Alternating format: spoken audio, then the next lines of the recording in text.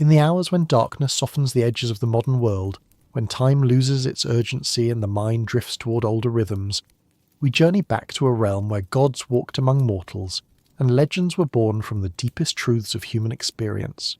Tonight, let yourself slip into the timeless world of Mesopotamian storytelling, where heroes wrestled with immortality, where goddesses descended into underworlds, and where the very foundations of reality were forged in cosmic battles between order and chaos. There's no need to hurry through these ancient tales, no need to grasp every detail or remember every name. Simply let the stories unfold as they have for 3 millennia, carrying you along on currents older than any river, deeper than any well. These legends emerge from the same landscapes that gave birth to civilization itself, but they speak to something far more primal than politics or economics. They speak to the eternal human struggle to understand love, death, power, and the mysterious forces that shape our destiny. Settle back, breathe deeply, and forget about time itself. The legendary figures await you in the shadows between sleeping and waking, Gilgamesh searching for immortality, Inanna journeying to the realm of the dead, Marduk battling the primordial chaos, and countless other figures whose stories have echoed through the ages, shaping the very foundations of how humanity understands itself. Long before Homer sang of Odysseus or scribes recorded the deeds of biblical heroes, in the cradle between 2 rivers where writing itself was born, storytellers were weaving tales that would endure longer than empires. These were not simple entertainment for ancient audiences, but sacred narratives that explain the deepest mysteries of existence. How the world came to be, why humans suffer, what lies beyond death, and whether mortals can transcend the boundaries imposed by fate and the gods. The earliest of these legends emerged from Sumerian culture around 2700 BCE, carved into clay tablets in wedge-shaped cuneiform script that preserved them through millennia of political upheaval and cultural transformation. As centuries passed, these stories were adopted, adapted, and retold by Babylonians, Assyrians, and other Mesopotamian peoples, each adding their own cultural perspectives while preserving the essential power of the original narratives. What makes these legends extraordinary is not merely their age, but their psychological sophistication and emotional depth. The anonymous poets and storytellers who shaped these tales possessed an understanding of human nature that seems remarkably modern, exploring themes of friendship, ambition, grief, and spiritual quest with a subtlety that rivals the greatest works of world literature. Yet they embedded these universal concerns within narratives of gods and monsters, magical transformations and supernatural interventions that transport listeners into realms where anything becomes possible. The most famous of all Mesopotamian legends began as scattered tales about a historical king of Uruk who may have lived around 2700 BCE. But the Gilgamesh we encounter in the great epic poem that bears his name transcends any historical reality to become a figure of mythic proportions, part human, part divine, struggling with the fundamental contradictions of his dual nature. The story opens not with adventure but with oppression. Gilgamesh, despite his divine parentage and heroic strength, has become a tyrant who abuses his power over the people of Uruk. The gods, disturbed by his behaviour, create a wild man named Enkidu to serve as his equal and challenger. But this divine intervention leads to consequences that neither gods nor mortals anticipate. Enkidu lives in the wilderness with the animals, innocent of civilization's corruptions but also ignorant of its achievements. His transformation from wild man to civilized being occurs through his encounter with Shamat, a temple woman whose wisdom and sexuality serve as the bridge between nature and culture. Their union, lasting 6 days and 7 nights, fundamentally changes Enkidu's nature, cutting him off from his animal companions but opening his consciousness to human possibilities. When Enkidu finally confronts Gilgamesh, their battle shakes the very foundations of Uruk. But rather than ending in victory for either combatant, their conflict resolves in an unexpected way. They become the closest of friends, recognizing in each other the completion they have always sought. This friendship becomes the emotional center of the epic, a relationship so profound that it ultimately defines both characters more than any of their individual achievements. Together, Gilgamesh and Enkidu embark on heroic adventures that establish their legendary status. They journey to the cedar forest to battle the monster Humbaba, guardian of the sacred trees. This expedition is not simply a quest for glory, but a confrontation with the supernatural forces that protect the boundaries between the human and divine worlds. Humbaba's defeat represents humanity's growing power to reshape the natural environment, but it also suggests the dangers inherent in such presumption.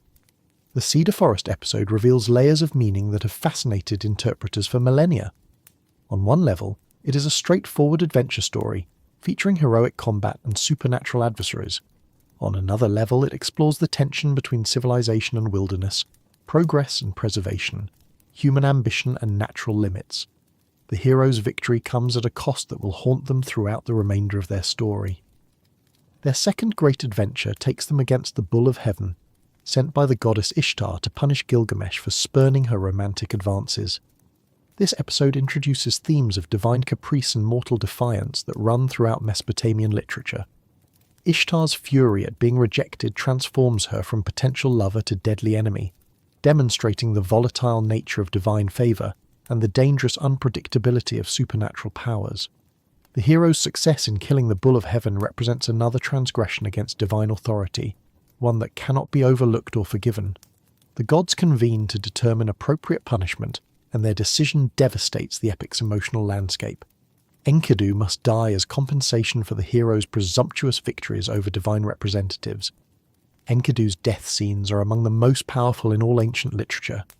His gradual decline from illness, his bitter curses against those who brought him to civilization, his eventual acceptance of his fate, and his prophetic dreams of the underworld create a meditation on mortality that speaks across cultural and temporal boundaries. His final reconciliation with his destiny, blessed by the sun god Shamash, provides a model of heroic acceptance that influences Gilgamesh's own spiritual journey. Gilgamesh's grief over Enkidu's death transforms him from a hero seeking glory into a philosopher confronting the fundamental questions of human existence. His elaborate funeral preparations for his friend, his refusal to accept the finality of death, and his desperate quest for immortality drive the epic's final movement toward its profound and ambiguous resolution. The remainder of Gilgamesh's journey takes him beyond the boundaries of the known world, through regions where no mortal has ever travelled, in search of Utnapishtim, the survivor of the great flood who has been granted eternal life by the gods. This quest involves encounters with supernatural beings, traversals of impossible landscapes, and tests of endurance that push human capabilities to their absolute limits. Utnapishtim's story of the flood introduces another of Mesopotamia's great legendary cycles. His account of divine frustration with human corruption, the warning received from the god Ea, the construction of the great boat, the gathering of all living creatures, the overwhelming deluge that destroys civilization, and the eventual divine reconciliation with the survivors, provides a template for flood narratives that appears throughout world literature.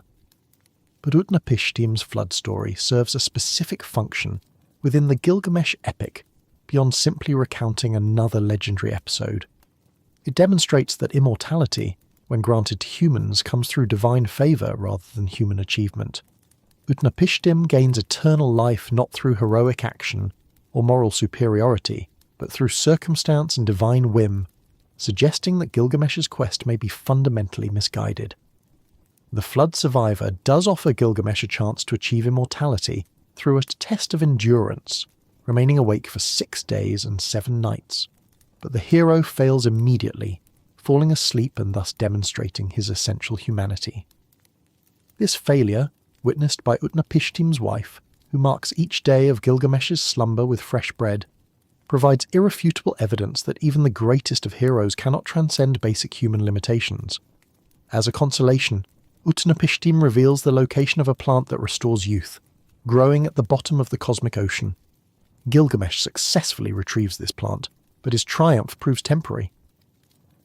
While bathing on his journey home, a serpent steals the plant, sloughing off its old skin in the process and demonstrating the youth-renewing power that Gilgamesh has lost. The epic's conclusion finds Gilgamesh back in Uruk, apparently empty-handed in his quest for immortality. But the final passages suggest a different kind of resolution.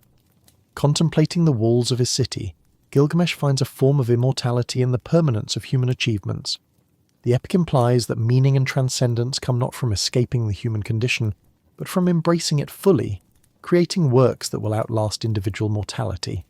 This thematic resolution reflects sophisticated philosophical thinking about the nature of heroism, achievement, and human purpose. Rather than providing simple answers to ultimate questions, the epic suggests that wisdom lies in accepting limitations while still striving for greatness within those boundaries. The tension between ambition and acceptance, between individual desire and cosmic order, remains unresolved in ways that continue to resonate with contemporary audiences. The epic's exploration of friendship provides another layer of enduring significance. The relationship between Gilgamesh and Enkidu transcends conventional categories of companionship to become something approaching spiritual union. Their bond survives death itself, with Enkidu's spirit returning to advise his friend and share knowledge of the underworld's mysteries. The homoerotic dimensions of their relationship, while never explicitly stated in the surviving texts, have been recognized by interpreters throughout history. Their physical intimacy, emotional intensity, and mutual devotion create a model of love that challenges conventional social boundaries and suggests possibilities for human connection that transcend ordinary relationships. But the epic is equally concerned with heterosexual relationships and the complex dynamics between men and women in ancient Mesopotamian society. The temple woman Shamat plays a crucial role in Enkidu's transformation, while the goddess Ishtar's advances toward Gilgamesh and her subsequent fury at being rejected explore themes of desire, power, and revenge that appear throughout the legendary literature. The epic's treatment of sexuality is notably frank and sophisticated, presenting physical desire as a natural and powerful force that can lead to both transformation and destruction. The 7-day union between Enkidu and Shamhat serves as a metaphor for the civilizing process itself, while Ishtar's sexual demands reveal the dangerous dimensions of divine desire when it encounters human resistance. Divine-human relationships throughout Mesopotamian legend are characterized by fundamental inequality and unpredictability. Gods possess overwhelming power, but are subject to emotional volatility, petty jealousies, and sudden reversals of attitude that make them unreliable allies or protectors. Mortals must navigate these relationships carefully, showing proper respect while avoiding the presumption that leads to divine punishment. The goddess Ishtar, known earlier as Inanna in Sumerian tradition, embodies many of the contradictions inherent in divine nature. She's simultaneously the goddess of love and war, creation and destruction, fertility and death. Her legends explore these paradoxes through narratives of extraordinary psychological and symbolic complexity. The most famous Ishtar legend recounts her descent into the underworld, ruled by her sister Ereshkigal, to attend the funeral of her sister's husband. This journey requires her to pass through 7 gates, at each of which she must surrender some aspect of her divine regalia and power. The gradual stripping away of her attributes represents both physical undressing and spiritual diminishment. When Ishtar finally reaches the underworld's depths, she is struck dead by her sister's gaze and hung on a hook like a piece of meat. Her death has cosmic consequences. Fertility ceases on Earth, sexual activity stops, and the natural cycles of renewal come to a halt. The gods, faced with universal sterility, must intervene to restore the goddess to life. The resurrection of Ishtar requires a substitute who can take her place in the underworld for half of each year. Various candidates are considered, but ultimately her lover Tammuz is chosen for this role. His cyclical death and revival become associated with seasonal changes, crop cycles, and the eternal rhythm of renewal that governs natural processes. This legend operates on multiple symbolic levels simultaneously. As a fertility myth, it explains the changing seasons and agricultural cycles that determine human survival. As a psychological allegory, it explores themes of death and rebirth, descent into depression, and emergence into renewed life. As a political narrative, it may reflect actual practices of sacred kingship involving ritual death and resurrection of rulers. The underworld depicted in these legends is not the hell of later religious traditions, but a gloomy realm where all the dead, regardless of their moral character during life, exist as pale shadows of their former selves.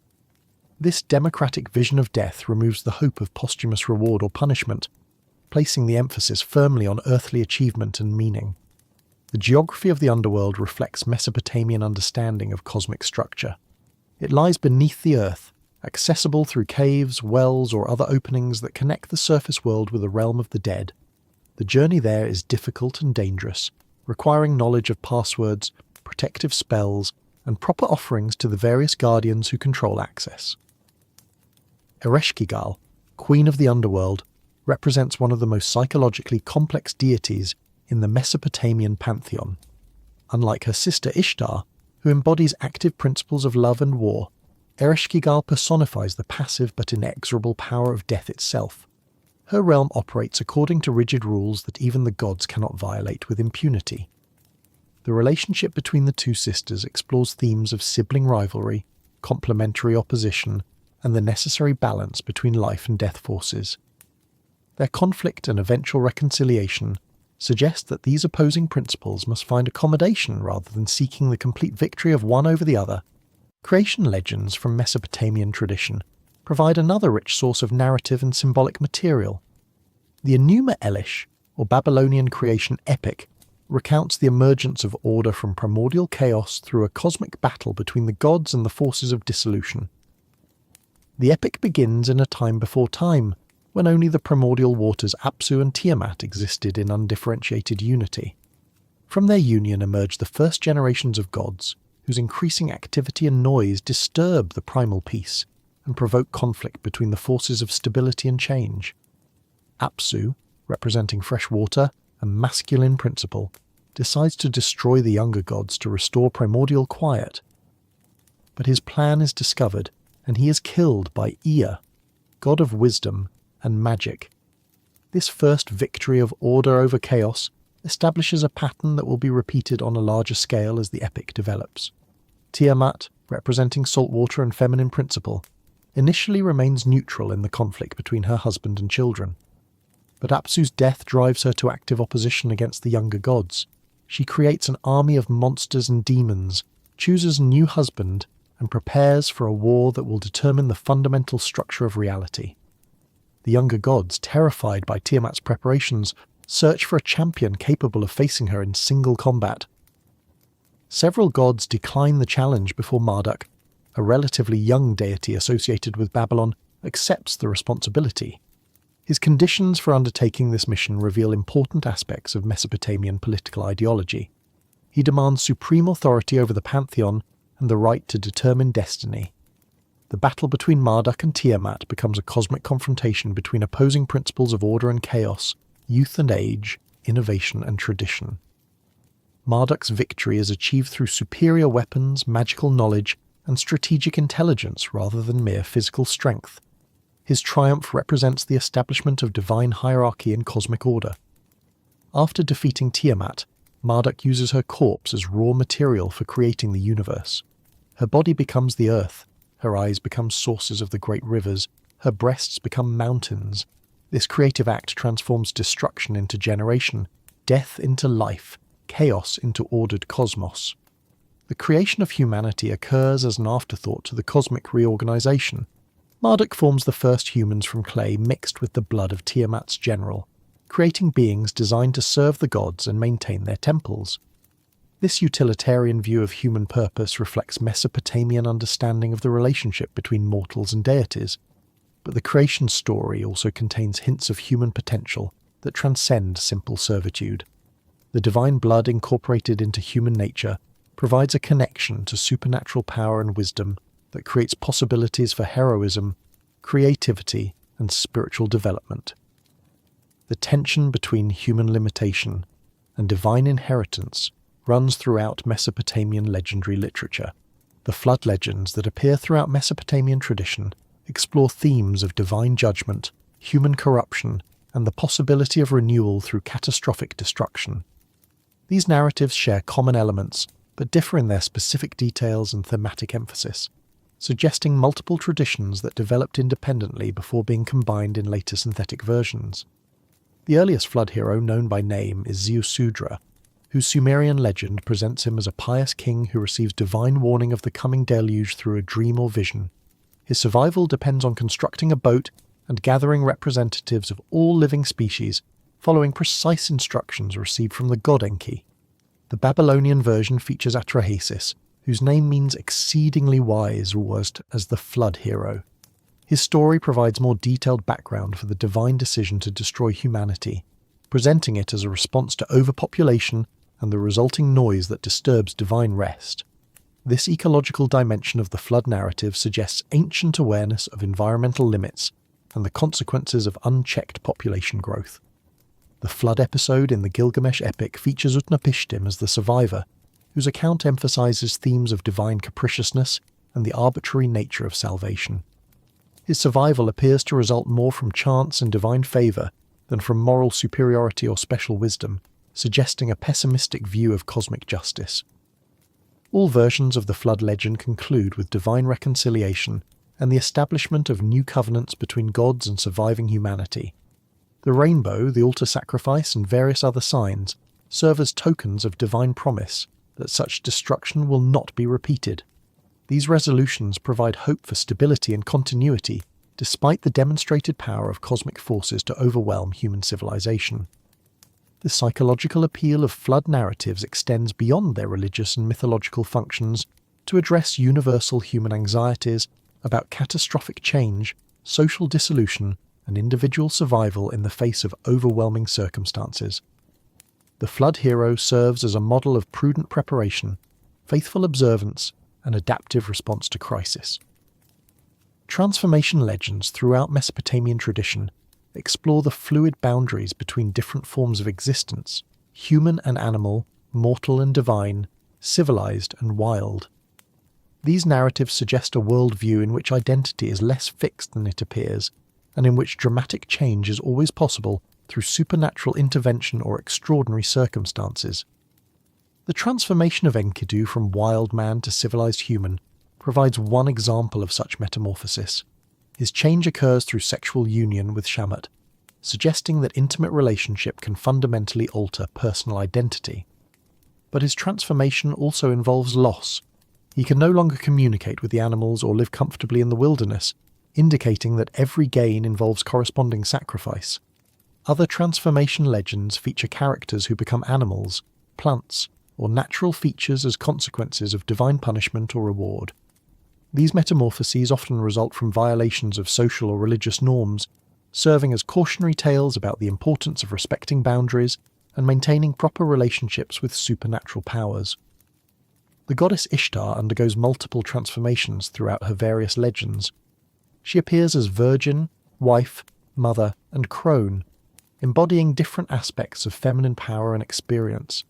Her ability to change form and function reflects the complex, multifaceted nature of divine personality as understood in Mesopotamian religion. Heroic transformation, legends often focus on the achievement of superhuman abilities through magical means or divine intervention. Heroes may gain the strength of lions, the speed of eagles, or the wisdom of serpents through encounters with supernatural beings or consumption of magical substances. These enhanced abilities enable them to accomplish tasks impossible for ordinary humans. But heroic transformations typically come with conditions or limitations that prevent complete transcendence of human nature. The hero may gain immortality, but lose the capacity for love, or acquire supernatural strength but become vulnerable to specific weaknesses. These constraints maintain dramatic tension and prevent heroes from becoming so powerful that they lose connection with human audiences. The legendary literature includes numerous accounts of divine marriages between gods and mortals that produce hybrid offspring with extraordinary abilities and ambiguous identities. These demigods inherit divine power, but remain subject to mortal limitations, creating internal conflicts that drive many of the greatest legendary narratives. Gilgamesh himself represents the most famous example of divine human parentage. His mother Ninsun is a goddess, while his father Lugalbanda is a mortal king. This mixed heritage grants him superhuman strength and near immortality, while leaving him vulnerable to emotional suffering and ultimate death. The tension between his dual nature motivates his quest for full divinity and immortality. Divine marriages in Mesopotamian legend often end tragically, with the human partner suffering punishment or abandonment when they fail to meet superhuman standards or violate divine taboos. The goddess Ishtar's relationships with mortal lovers typically conclude with their death or transformation, suggesting the dangerous nature of intimate contact with divine power. These narratives may reflect actual religious practices involving sacred marriage between human rulers and divine representatives, performed to ensure fertility, prosperity, and divine protection for the community. The legendary accounts preserve memories of such rituals while exploring their psychological and spiritual dimensions. The children of divine human unions inherit complex legacies that position them as mediators between mortal and immortal realms. They possess knowledge and abilities that enable them to serve as intermediaries, interpreters, and guides for both gods and humans. Their adventures often involve journeys between different worlds or attempts to reconcile opposing forces. Monster legends throughout Mesopotamian tradition feature creatures that embody supernatural powers and represent challenges that heroes must overcome to achieve their goals. These beings often guard sacred places, possess magical knowledge, or control access to divine realms, making them obstacles that cannot be avoided or circumvented.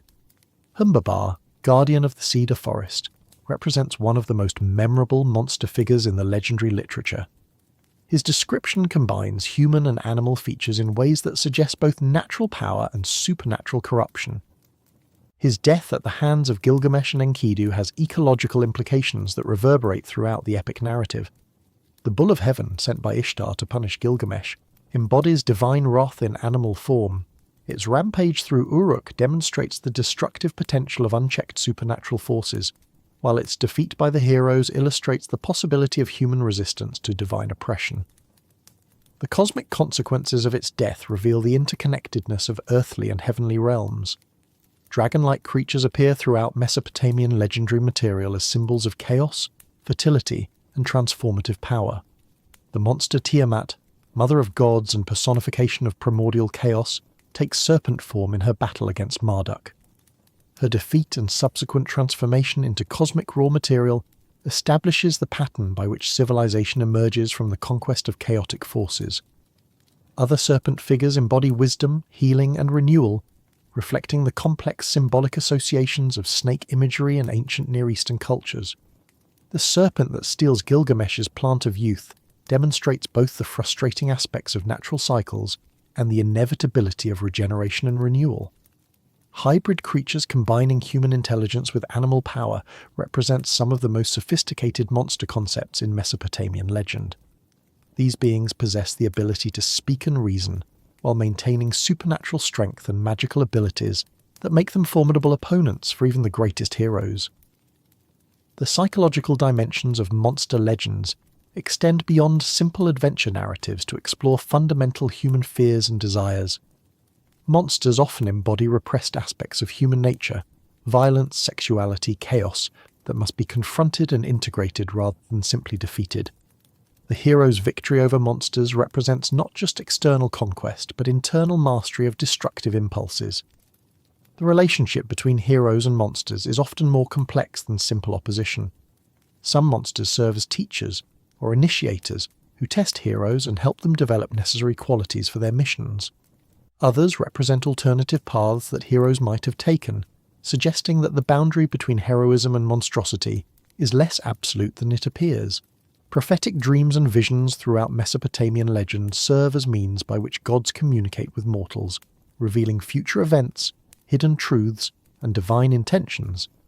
These supernatural communications often require interpretation by specialists who understand the symbolic language through which divine messages are conveyed.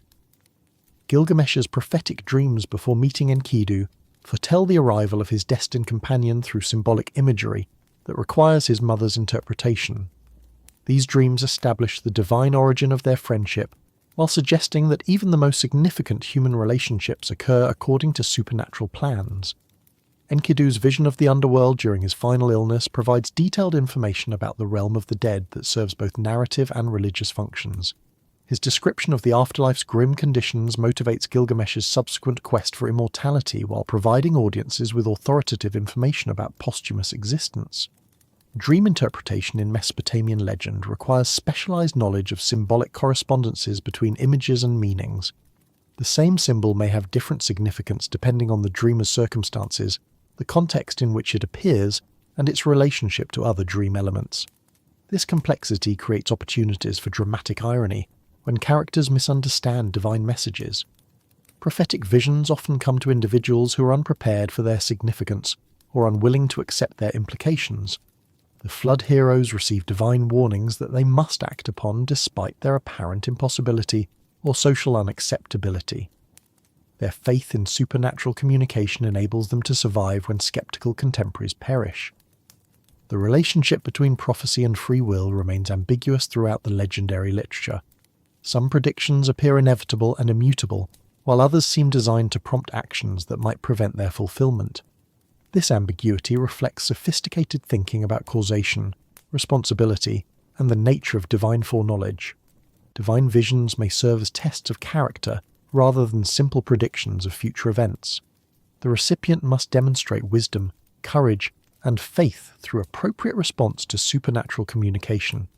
Those who ignore or misinterpret divine messages face consequences that validate the original vision's authority.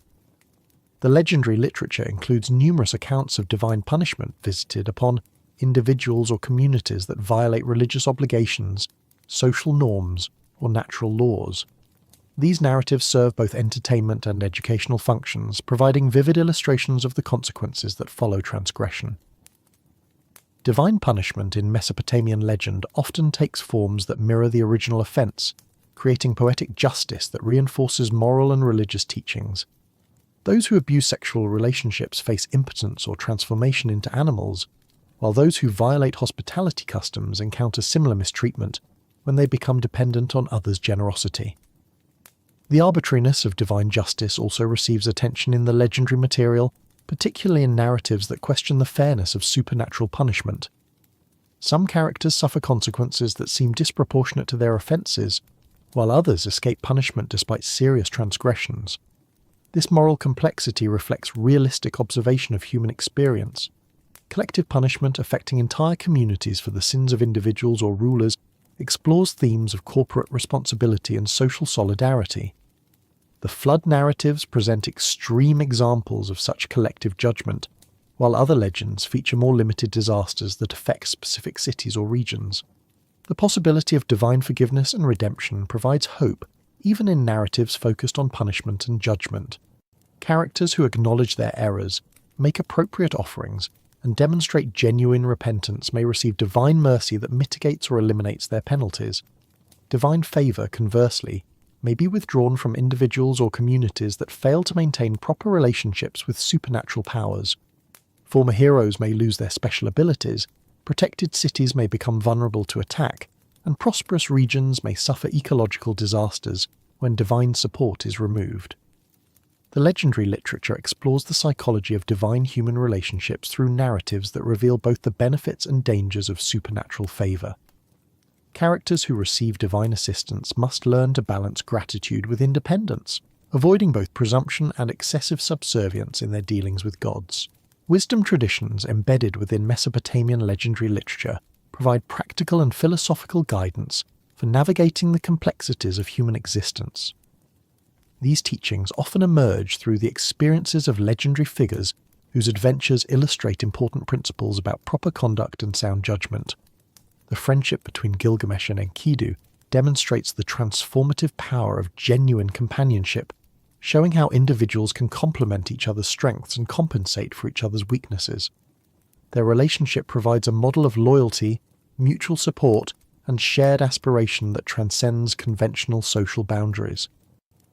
Practical wisdom about leadership, justice, and social responsibility emerges through narratives featuring legendary rulers who must balance competing demands and conflicting obligations.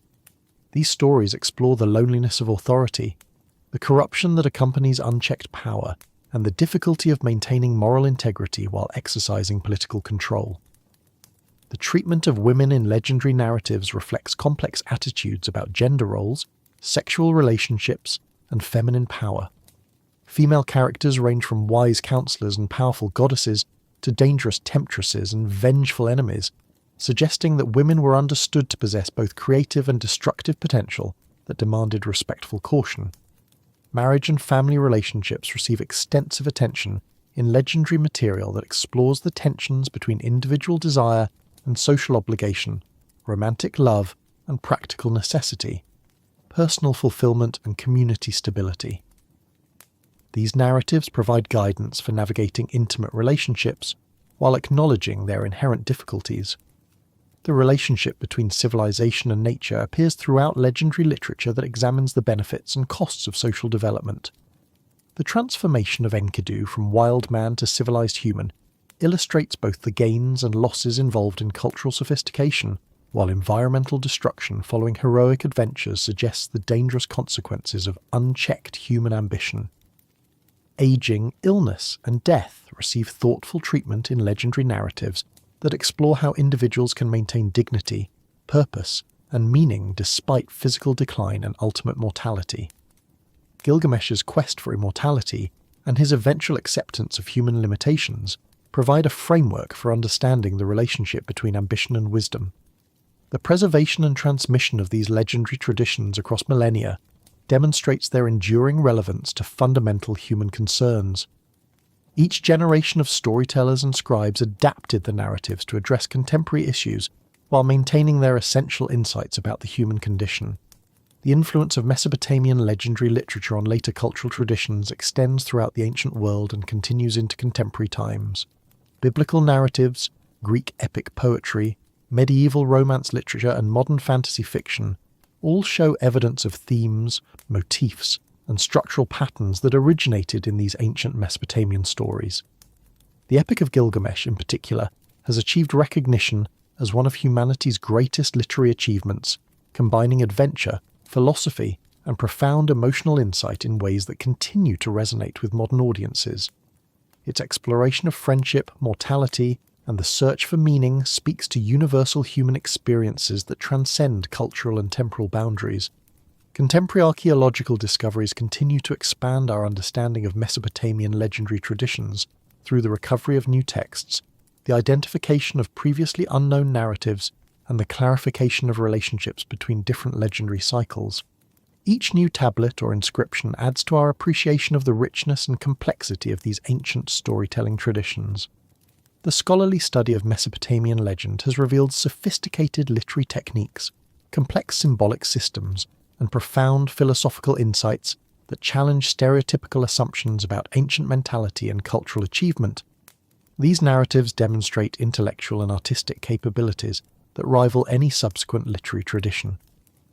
The psychological dimensions of Mesopotamian legendary literature continue to attract attention from scholars interested in the relationship between mythology and human development.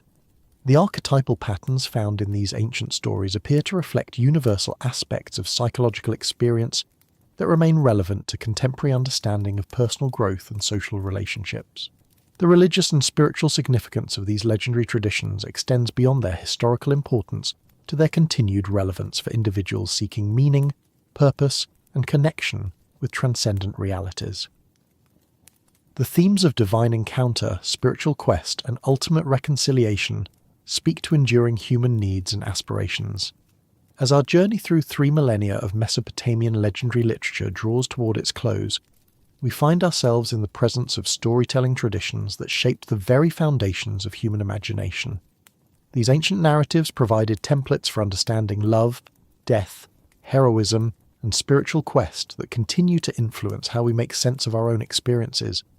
The legendary figures we have encountered, Gilgamesh and Enkidu, Ishtar and Tammuz, Marduk and Tiamat, Utnapishtim and countless others, represent more than entertaining characters in ancient stories.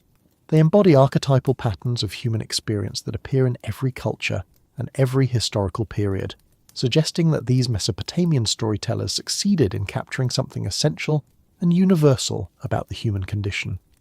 Their stories remind us that the fundamental challenges of human existence, the struggle to form meaningful relationships, the quest to understand our place in the cosmos, the effort to create purpose and meaning in the face of mortality, are not new problems created by modern circumstances, but eternal aspects of the human situation that have confronted every generation throughout history. The wisdom embedded in these ancient narratives speaks across the millennia to contemporary audiences who face similar questions about love, death, power, and spiritual fulfillment. The insights achieved by these anonymous poets and storytellers remain relevant because they address not the superficial features of particular historical circumstances, but the deep structures of human experience that persist despite technological and social change. In the quiet hours when the modern world fades into memory and consciousness drifts toward more fundamental realities, these ancient voices still speak with authority and compassion about the mysteries we all face. Their stories continue to provide comfort, guidance, and inspiration for anyone willing to listen with attention and openness.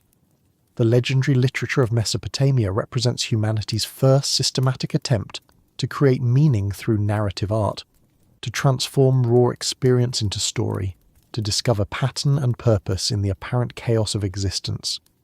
Their success in this endeavour created possibilities for all subsequent literature, art, and cultural expression. Their legacy lives on not just in the specific stories they told, but in the very idea that storytelling can serve as a means of understanding reality, that imagination can reveal truth, that narrative can provide guidance for living.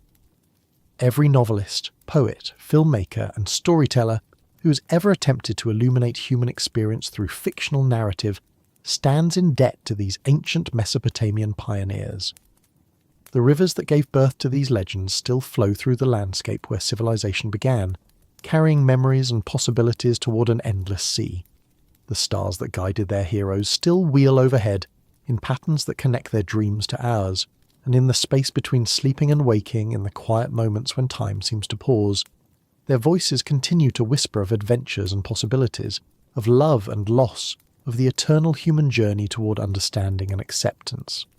Their greatest achievement was not the creation of any particular story, but the demonstration that stories matter, that the human imagination can transform suffering into meaning, that the power of narrative can help us transcend the limitations of individual experience to participate in the larger adventure of human consciousness, exploring itself and its place in the cosmos. As dawn approaches and the ancient voices fade into memory, we carry with us the gifts they have given, the knowledge that we're not alone in our struggles, that others have faced similar challenges and found ways to survive and even thrive, that the human capacity for love, courage, and creativity can overcome even the most daunting obstacles. The legends end, but the truths they contain remain eternal, woven into the very fabric of human consciousness, available to anyone who seeks wisdom in the stories we tell ourselves about who we are and what we might become. In every act of courage, in every gesture of love, in every moment of hope despite overwhelming circumstances, something of their ancient wisdom lives on, ensuring that their greatest legacy, the understanding that story can transform existence into meaning, will never be lost as long as humans continue to dream and tell tales of their dreaming. Yet there remain countless other voices whispering from the shadows of these ancient narratives, lesser-known tales that deserve their moment in the eternal twilight of storytelling. The legendary literature of Mesopotamia extends far beyond its most famous cycles to encompass a vast treasury of wisdom tales, love stories, magical adventures, and divine comedies that reveal other dimensions of the ancient imagination. The goddess Ninlil, whose story interweaves themes of desire, pursuit, and cosmic responsibility, represents one of the most psychologically complex female figures in Mesopotamian legend. Her encounter with the god Enlil begins innocently. She is bathing in a sacred river when the Lord of Wind and Storm becomes infatuated with her beauty. But their relationship quickly becomes complicated by issues of consent, divine authority, and cosmic consequence. Enlil's pursuit of Ninlil takes on characteristics that modern audiences might recognize as problematic, yet the ancient narrative presents their interaction within frameworks of divine prerogative and cosmic necessity that complicate simple moral judgments. When their union results in pregnancy, the consequences extend far beyond personal relationships to affect the fundamental structure of reality itself. The child conceived through their union is destined to become Nergal, god of war and plague, whose birth threatens to bring destruction to both divine and mortal realms. To prevent this catastrophe, Enlil must descend into the underworld, followed by the pregnant Ninlil, who refuses to abandon her divine lover despite the dangers of the journey. Their descent into the realm of the dead becomes a journey of transformation for both deities. Enlil must confront the consequences of his impulsive desire, while Ninlil discovers reserves of courage and determination that enable her to navigate the perils of the underworld.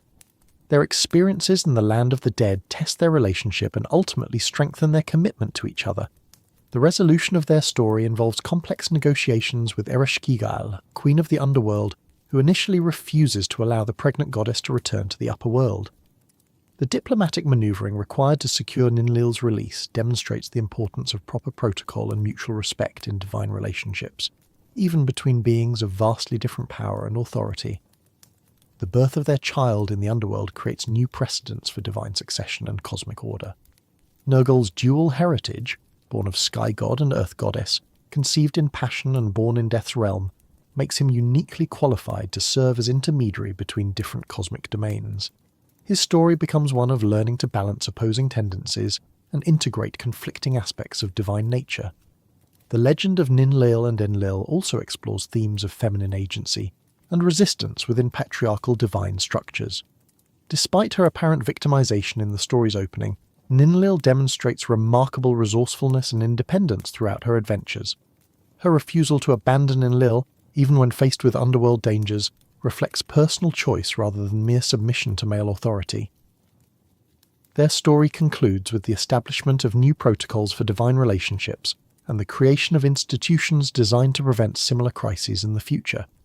The marriage of Ninlil and Enlil becomes a model for proper divine courtship, while their joint rule over aspects of fertility and weather creates cosmic balance through cooperative partnership. The psychological dimensions of their relationship reveal sophisticated understanding of how trauma and conflict can ultimately strengthen intimate bonds when partners commit to working through difficulties rather than abandoning each other. Their willingness to face underworld challenges together transforms an initially problematic relationship into a partnership of mutual support and shared responsibility. The legend of Dumuzi and Inanna provides another perspective on divine love relationships, focusing on the seasonal cycle of death and renewal that governs agricultural societies. Dumuzi, the shepherd god, becomes Inanna's chosen lover through a courtship that emphasizes his pastoral skills and gentle nature over the more aggressive qualities traditionally associated with male divinity. Their love affair unfolds against the background of Inanna's complex divine responsibilities, which include not only fertility and sexuality but also warfare and political authority. The tension between her domestic relationship with Dumuzi and her public duties as a goddess creates ongoing challenges that both lovers must navigate carefully. The famous courtship songs preserve some of the most beautiful love poetry in ancient literature, celebrating physical desire and emotional intimacy with remarkable frankness and sophistication. These texts suggest that sexual fulfillment was understood as an important component of divine favour and cosmic harmony, rather than something to be hidden or treated as shameful. But their relationship also contains seeds of its own destruction. Dumuzi's pastoral lifestyle conflicts with Inanna's urban sophistication, while his gentle nature sometimes frustrates her more aggressive impulses. These personality differences create ongoing tension that eventually leads to serious conflict between the lovers. The crisis in their relationship occurs when Inanna returns from her underworld journey to find Dumuzi celebrating rather than mourning her apparent death. His failure to show proper grief and concern for her suffering triggers her fury and leads to his condemnation to take her place in the realm of the dead for half of each year. This cyclical separation and reunion becomes associated with seasonal changes, crop cycles, and the eternal rhythm of death and renewal that governs natural processes. Dumuzi's periodic death coincides with the end of the growing season, while his annual resurrection marks the return of fertility and agricultural abundance. The psychological complexity of their relationship explores how love can coexist with anger, how intimacy can survive betrayal, and how couples can find ways to maintain connection despite circumstances that force them apart. Their willingness to accept partial separation rather than complete abandonment suggests mature understanding of compromise and accommodation in difficult relationships. The legend also examines gender dynamics in divine relationships, particularly the ways in which powerful feminine figures negotiate their need for love and partnership while maintaining their independence and authority. Inanna's relationship with Dumuzi enhances rather than diminishes her divine status, providing emotional fulfillment that enables her to exercise her cosmic responsibilities more effectively. Their story becomes a template for understanding how individual relationships connect with larger cosmic processes, how personal choices affect community welfare, and how divine love serves as a model for mortal relationships.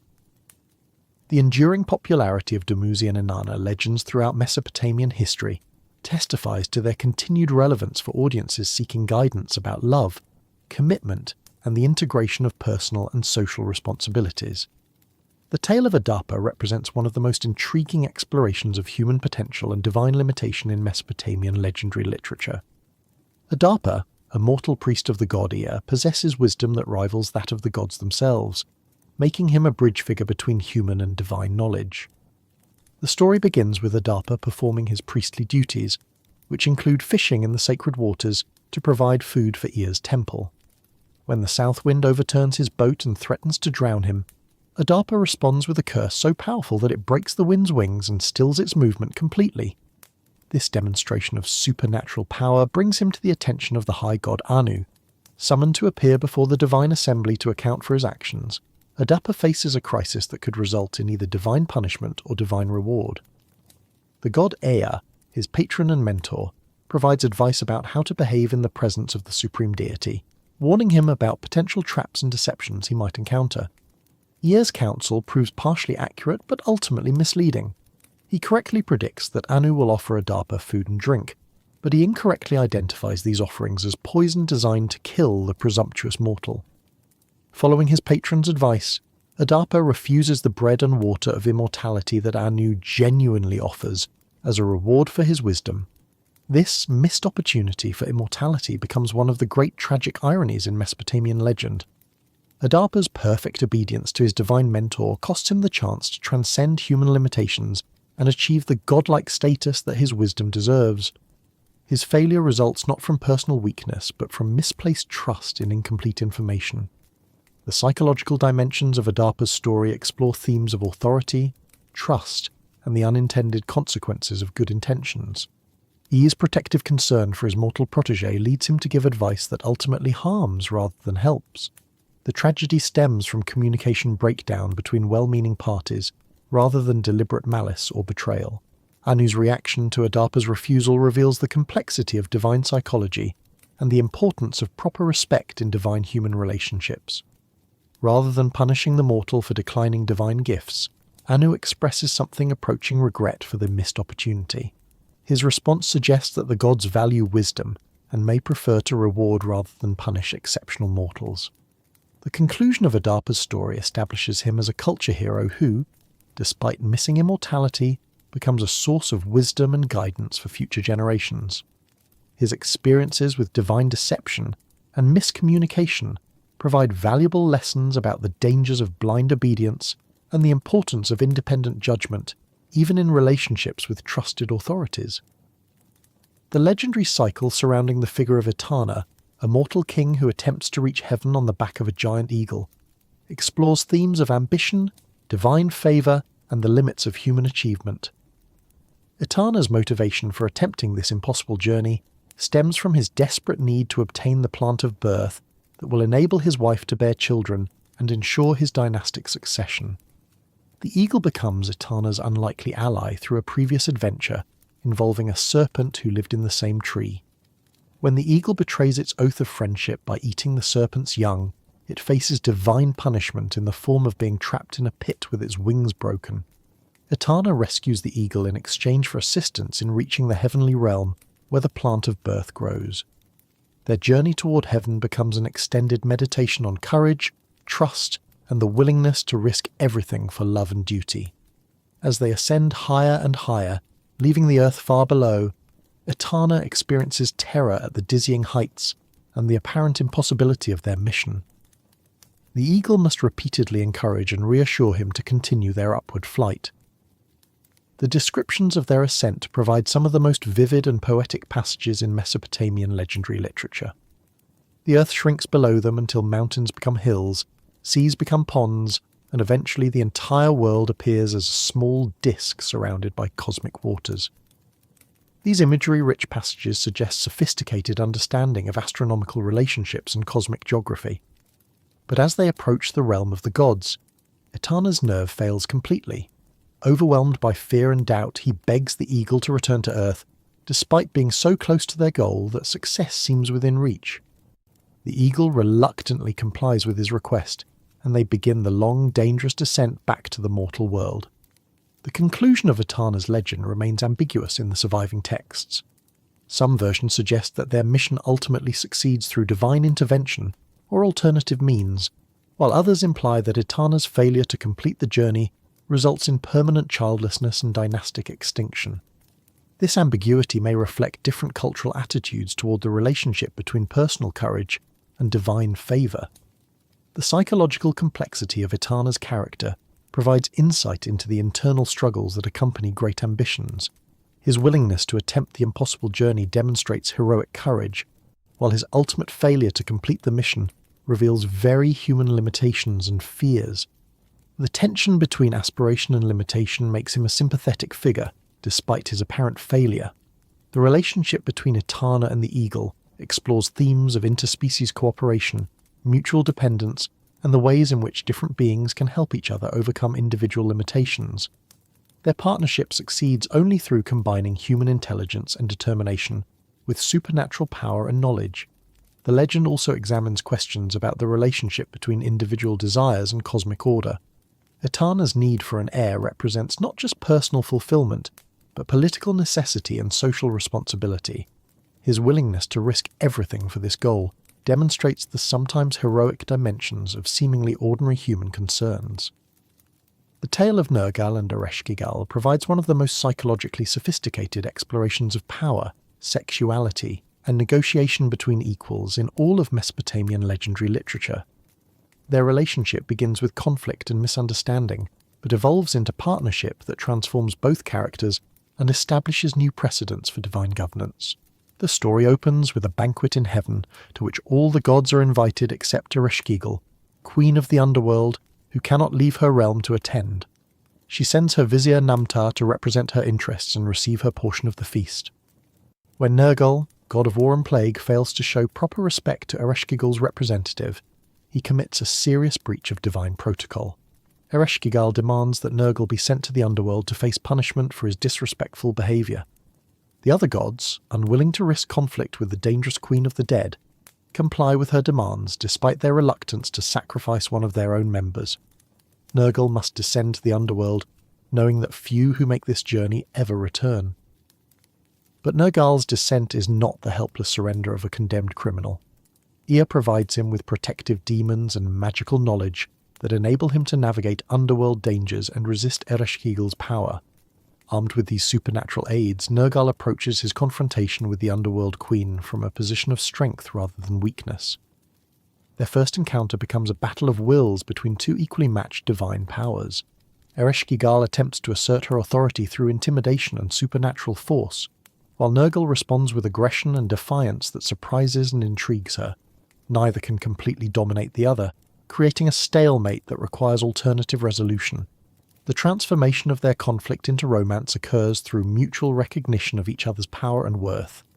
Ereshkigal discovers that Nergal is the first being who has ever successfully resisted her authority, while Nergal realizes that her fearsome reputation conceals intelligence, loneliness, and even vulnerability. Their antagonism gradually shifts into attraction, and eventually into love. Their love affair becomes a negotiation between equals who must find ways to satisfy both personal desires and cosmic responsibilities. Ereshkigal cannot abandon her duties as Queen of the Dead, while Nergal has obligations to the upper world that prevent him from remaining permanently in the underworld. Their relationship must accommodate these competing demands. The resolution they achieve establishes new precedents for power sharing and cooperative governance that influence all subsequent divine relationships. Rather than one partner dominating the other, they create a partnership in which both retain their individual authority while coordinating their activities for mutual benefit and cosmic stability.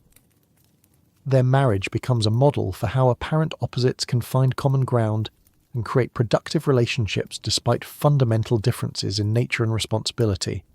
The combination of Nergal's aggressive energy with Ereshkigal's patient endurance creates a balanced approach to underworld governance that serves both divine and mortal interests. The psychological sophistication of their relationship explores how initial hostility can transform into respect and eventually into love when individuals recognize each other's genuine worth and strength. Their willingness to negotiate rather than simply trying to defeat each other demonstrates mature understanding of how conflict can become cooperation. The legend of the 7 sages, wise beings who survived the Great Flood, and preserved essential knowledge for future generations, provides a framework for understanding how wisdom traditions are maintained and transmitted across historical catastrophes. These figures serve as cultural heroes whose achievements enable civilization to recover and rebuild after devastating setbacks. The seven sages are typically portrayed as beings who combine human and divine characteristics, possessing supernatural knowledge and abilities while remaining committed to helping mortal humanity. Their hybrid nature enables them to serve as intermediaries between divine wisdom and human need, translating cosmic insights into practical guidance. Their role during the Great Flood involves not just personal survival, but the preservation of essential cultural knowledge that would otherwise be lost forever. They serve as living libraries who maintain traditions of science, technology, religion, and governance that enable survivors to rebuild civilization rather than reverting to primitive conditions. The post-flood activities of the Seven Sages focus on education and institution building rather than political conquest or personal aggrandizement. They establish schools, temples, and other institutions designed to preserve and transmit the knowledge they have saved. Their work creates foundations for all subsequent cultural development. Each of the Seven Sages specializes in particular areas of knowledge and expertise, creating a comprehensive coverage of human learning that ensures nothing essential is forgotten. Their different specializations also suggest the importance of intellectual diversity and the need for multiple perspectives in addressing complex problems. The relationship between the Seven Sages and ordinary mortals explores themes of teaching, learning, and the responsibilities that accompany superior knowledge. The sages must find ways to communicate advanced concepts to audiences with limited educational backgrounds, while avoiding the arrogance and condescension that can alienate potential students. Their legendary status develops gradually as their students and successors recognize the extraordinary value of what they have preserved and transmitted. These sages themselves often remain modest about their achievements, focusing on their work rather than seeking personal glory or recognition. The eventual disappearance of the Seven Sages from direct involvement in human affairs marks the successful completion of their mission.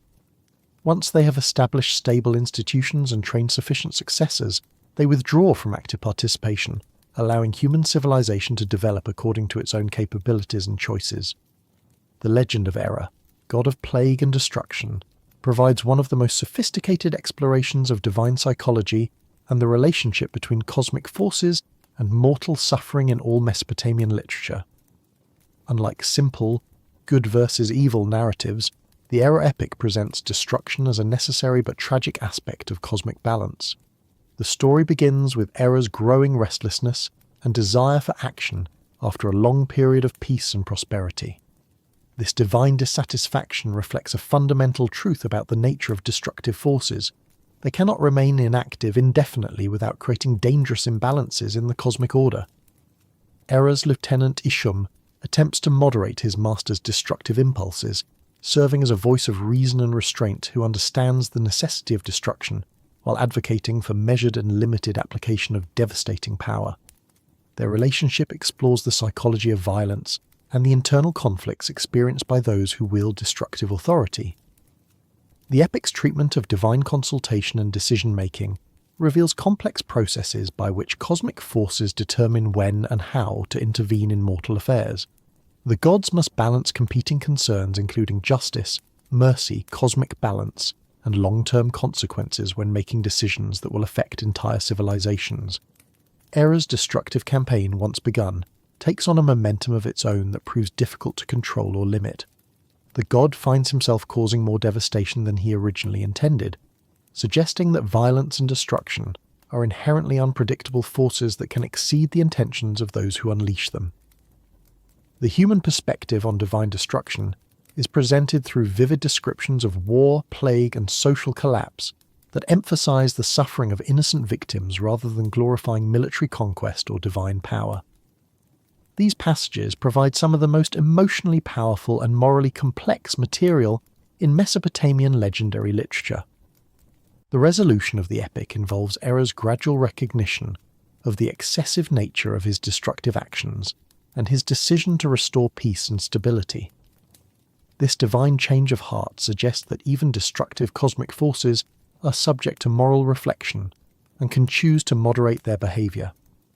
The relationship between destruction and renewal becomes a central theme as the epic explores how devastating setbacks can ultimately lead to regeneration and improvement.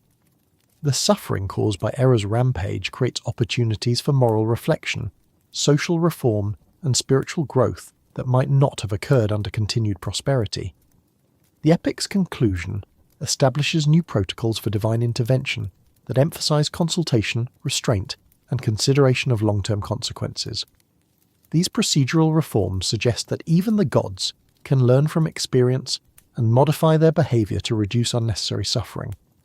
The legend cycle surrounding the figure of Ningish-Zida, a god associated with serpents, vegetation, and the underworld, provides unique insights into transformation, healing, and the cyclical nature of death and renewal. His serpentine characteristics connect him with ancient symbols of wisdom, medicine, and regeneration that appear throughout world mythology. Ningish-Zida's role as guardian of the underworld gates makes him a crucial figure in determining who can enter and leave the realm of the dead. This responsibility requires sophisticated judgment about the appropriateness of various supernatural journeys and the potential consequences of allowing living beings to interact with the dead. His association with healing and medicine stems from his serpent nature and his knowledge of herbs and potions that can cure diseases or cause death. This dual capability makes him both a benevolent protector and a potentially dangerous adversary, whose favour must be carefully maintained through proper offerings and respectful behaviour. The cyclical aspects of Ningish-Zida's nature connect him with seasonal changes, agricultural cycles, and the eternal rhythm of growth, decay, and renewal that governs natural processes. His periodic appearances in the upper world coincide with spring fertility, while his returns to the underworld mark the beginning of winter dormancy. His relationships with other deities reveal complex negotiations between different aspects of divine nature and cosmic responsibility. His friendship with Dumuzi creates connections between different vegetation deities, while his interactions with Ereshkigal involve careful protocol about underworld governance and access. The wisdom traditions associated with Ningish-Zida emphasize the importance of understanding natural cycles, accepting the necessity of both growth and decay, and finding ways to work with rather than against fundamental natural processes. His teachings provide guidance for living in harmony with seasonal changes and life transitions. His role in divination and prophecy stems from his position at the boundary between life and death, which gives him unique knowledge about future events and hidden truths. Those seeking prophetic insight often invoke his assistance and protection during divination rituals. The magical traditions surrounding Ningish-Zida include spells for healing, protection, and transformation that draw upon his serpent nature and underworld connections. These practices require careful attention to proper procedures and respectful approaches that acknowledge his potentially dangerous power. The Anzu myth presents one of the most dramatic examples of cosmic rebellion and divine justice in Mesopotamian legendary literature. Anzu, a bird-like creature with supernatural powers, steals the tablets of destiny that contain the fundamental laws governing reality itself, threatening to overthrow the established cosmic order. The theft occurs during a moment of divine vulnerability when Enlil, keeper of the tablets, is bathing and has temporarily set aside the objects that symbolize his supreme authority. Anzu's opportunistic seizure of these cosmic symbols demonstrates both cunning intelligence and complete disregard for divine hierarchy. With possession of the tablets of destiny, Anzu gains the power to command natural forces and potentially reshape reality according to his own desires. This cosmic crisis threatens not only divine authority, but the fundamental stability of existence itself, making his defeat a matter of universal survival. The gods' search for a champion willing to confront Anzu reveals the dangerous nature of the challenge and the reluctance of even powerful deities to risk their own safety for the common good. Several gods decline the mission before Ninurta, god of war and agriculture, accepts the responsibility of confronting the cosmic rebel. The battle between Ninurta and Anzu becomes an epic confrontation between order and chaos, legitimate authority and revolutionary ambition. Their conflict takes place in cosmic regions beyond the ordinary world, involving supernatural weapons and divine powers that shake the foundations of reality. Ninurta's victory requires not only martial prowess, but also strategic intelligence and divine assistance from other gods who provide advice, weapons, and magical support. The collaborative nature of his success emphasizes the importance of divine cooperation in maintaining cosmic stability. The recovery of the Tablets of Destiny and their return to proper divine custody restores cosmic order and re-establishes divine hierarchy. Anzu's defeat serves as a warning to other potential rebels, while demonstrating the ultimately self-defeating nature of attempts to overthrow fundamental cosmic principles. The psychological dimensions of the myth explore themes of ambition, rebellion, and the relationship between power and responsibility.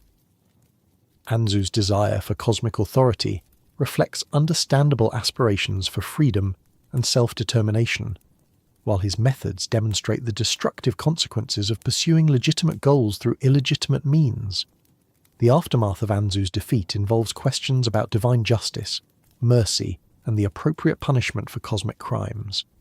The gods must balance the need for deterrence against other considerations, including the possibility of redemption and the value of preserving even rebellious divine beings.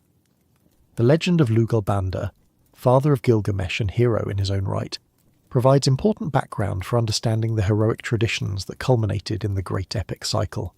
His adventures demonstrate the development of heroic ideals and the relationship between individual achievement and divine favour. Lugalbanda's most famous adventure involves his journey to the sacred mountain where the Anzu bird nests with its young. Unlike the later myth of cosmic rebellion, this earlier story presents Anzu as a beneficial supernatural being whose friendship can provide protection and assistance to deserving heroes. The journey to reach Anzu requires extraordinary courage and endurance, as Lugalbanda must traverse dangerous territories inhabited by monsters, hostile tribes, and supernatural dangers. His success in completing this perilous quest demonstrates the qualities that make him worthy of divine attention and support. His encounter with the Anzu bird becomes a test of character in which he must demonstrate respect, generosity, and proper understanding of supernatural etiquette. His offerings to the cosmic bird and its offspring show his recognition of divine hierarchy and his willingness to honour powers greater than himself. The gifts that Anzu bestows upon Lugalbanda include supernatural speed that enables him to travel vast distances in short periods, making him valuable as a messenger and scout for his companions. This divine favour transforms him from an ordinary mortal into a figure with heroic capabilities. His use of these supernatural gifts demonstrates wisdom and restraint that validate Anzu's decision to favour him. Rather than exploiting his abilities for personal gain or selfish purposes, Lugalbanda employs them in service of his community and companions, showing the responsible use of divine favour. The relationship between Lugalbanda's adventures and his son's later heroic career suggests the inheritance of heroic potential and divine favour across generations. The foundation that Lugalbanda establishes through his own achievements creates opportunities and expectations that shape Gilgamesh's development. The wisdom that Lugalbanda gains through his supernatural encounters becomes part of the cultural heritage that he passes down to his descendants and successors. His experiences with divine beings provide guidance and precedents that influence later heroic traditions. The conclusion of Lugalbanda's legend establishes him as a culture hero, whose achievements benefit not only his immediate companions but future generations who inherit the knowledge, relationships, and precedents that his adventures have created. As our journey through these countless legendary voices draws toward its completion, we find ourselves surrounded by a chorus of ancient wisdom that continues to echo through the corridors of human consciousness. These stories, preserved on clay tablets and passed down through oral traditions, represent more than mere entertainment or religious instruction. They constitute humanity's first systematic attempt to understand the deepest mysteries of existence through the transformative power of narrative art. The psychological sophistication revealed in these legends continues to astonish contemporary audiences who discover in them insights about human nature, relationships, and spiritual development that rival the achievements of modern psychology and philosophy. The anonymous poets and storytellers who shaped these narratives possessed an understanding of the human condition that transcends their historical circumstances to speak directly to universal aspects of experience. Their exploration of themes like friendship, love, death, ambition, wisdom, and spiritual transformation established narrative patterns and archetypal figures that continue to influence literature, art, and popular culture throughout the world. Every hero's journey, every quest for meaning, every exploration of the relationship between mortality and transcendence builds upon foundations first established in these ancient Mesopotamian stories. The religious and spiritual dimensions of these legends extend beyond their historical significance to their continued relevance for contemporary seekers of meaning and transcendence. The questions they explore: what is the purpose of human existence? How should we relate to forces beyond our control? What survives after death? Remain as pressing today as they were 5,000 years ago. Their answers, embedded in complex narratives of divine encounter and heroic adventure, suggest that meaning emerges not from simple formulas, but from ongoing engagement with mystery, complexity, and paradox. The wisdom of these ancient stories lies not in their conclusions, but in their willingness to grapple with fundamental questions while acknowledging the limitations of human understanding. The artistic achievement represented by these legendary traditions established literature itself as a means of exploring reality, creating meaning, and transmitting wisdom across generations. Their influence extends through every subsequent literary tradition, from biblical narratives and Greek epic poetry to medieval romance and modern fantasy fiction. Contemporary readers who encounter these ancient stories for the first time often experience a sense of recognition and familiarity that transcends cultural and temporal boundaries.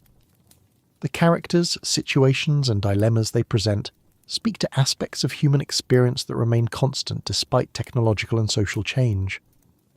Their enduring power stems from their creators' ability to embed universal insights within specific cultural narratives, creating stories that remain accessible and relevant while preserving the particular wisdom of their time and place.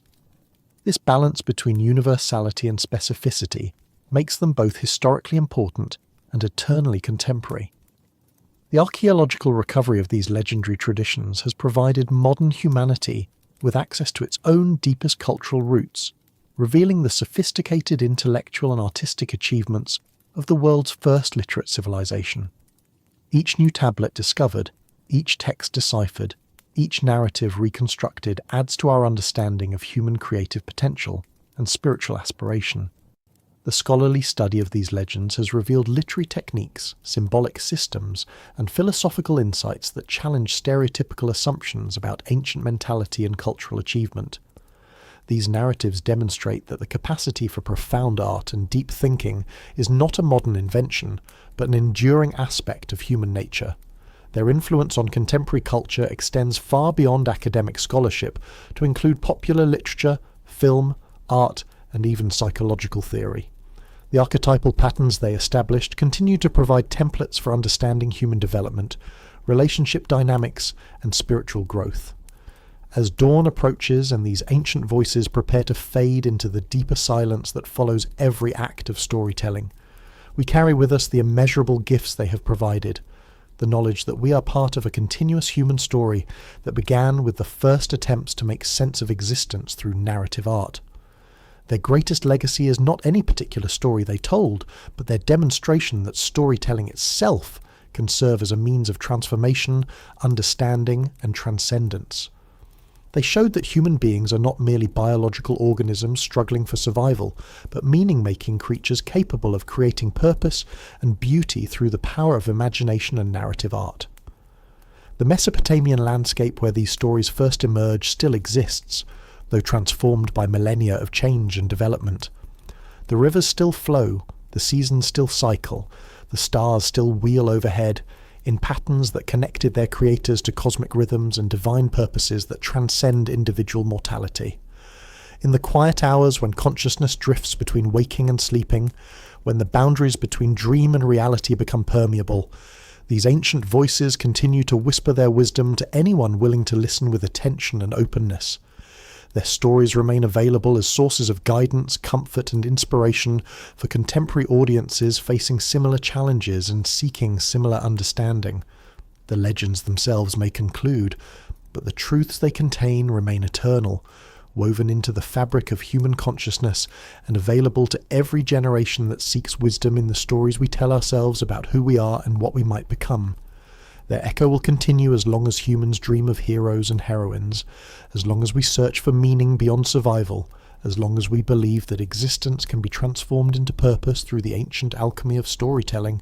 In every moment of courage that transcends fear, in every act of love that overcomes separation, in every gesture of hope that defies despair, something of their ancient wisdom lives on, ensuring that their greatest truth, that story has the power to transform existence into meaning, will never be lost as long as human hearts continue to beat with the rhythm of hope, and human voices continue to speak the transformative words that change chaos into cosmos, suffering into significance, and mortality into immortal art. Yet our exploration of these timeless narratives has only begun to touch the vast repository of wisdom and wonder that Mesopotamian storytellers created across their 3 millennia of cultural flowering. Beyond the great epic cycles and major divine legends lie countless other tales that illuminate different facets of the ancient imagination. Stories of magical transformation, sacred architecture, divine craftsmanship, and the eternal dance between order and chaos that governs both cosmic and human affairs. The legend of Enki and Ninhursag represents one of the most psychologically complex explorations of divine creativity, desire, and consequence in all Mesopotamian literature. Set in the paradisiacal realm of Dilmun, where no sickness, aging, or death exist, their story begins as a celebration of divine fertility and creative power, but evolves into a meditation on the unintended consequences of unchecked desire and the necessity of wisdom in guiding creative forces. Enki, the god of fresh water, wisdom, and crafts, arrives in Dilmun to transform it from a barren wasteland into a fertile paradise through his life-giving powers. His irrigation of the land creates gardens of extraordinary beauty and abundance, establishing Dilmun as a divine prototype for all earthly paradises. This creative work demonstrates the positive potential of divine power when properly directed toward beneficial purposes. Ninhursag, the great mother goddess, serves as both collaborator and eventual opponent in Enki's transformation of Dilmun. Their initial cooperation in creating fertility and abundance reflects the ideal partnership between masculine and feminine creative principles, but their relationship becomes complicated by Enki's inability to restrain his desires within appropriate boundaries. The crisis in their relationship develops through Enki's successive unions with the plant goddesses who emerge from their collaborative creative work. Each new generation of vegetation deities becomes the object of his desire, leading to increasingly inappropriate relationships that violate fundamental taboos and threaten the cosmic order they have worked together to establish.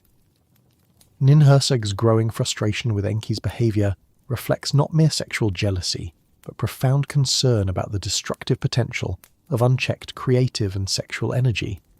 Her attempts to protect her daughters and granddaughters from Enki's advances represent the wisdom principle trying to impose necessary limits on potentially dangerous divine forces. The climax of their conflict occurs when Enki consumes the sacred plants that Ninhursag has created as tests of his self-control.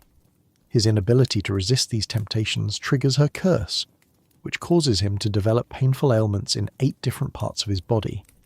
This divine punishment demonstrates how violation of cosmic principles inevitably leads to suffering, even for gods. Enki's illness becomes a cosmic crisis that threatens the stability of the entire divine realm. His suffering affects the natural processes he governs, causing disruptions in water flow, fertility cycles, and the crafts that depend on his divine guidance. The other gods must intervene to prevent his personal crisis from becoming a universal catastrophe. The resolution of their conflict requires Ninhursag's compassion and wisdom rather than simple punishment or revenge. She agrees to heal Enki's ailments by creating 8 healing goddesses, each specifically designed to cure one of his afflictions. This therapeutic intervention demonstrates the ultimately creative nature of divine feminine power and its capacity to transform conflict into cooperation. The 8 healing goddesses become important deities in their own right, governing various aspects of medicine, healing, and therapeutic knowledge. Their origins in divine conflict and reconciliation suggest that some of humanity's greatest benefits emerge from the resolution of cosmic tensions rather than from simple harmony or unopposed creative force. The psychological dimensions of this legend explore how creative partnerships must balance freedom with responsibility, passion with wisdom, and individual desire with collective welfare.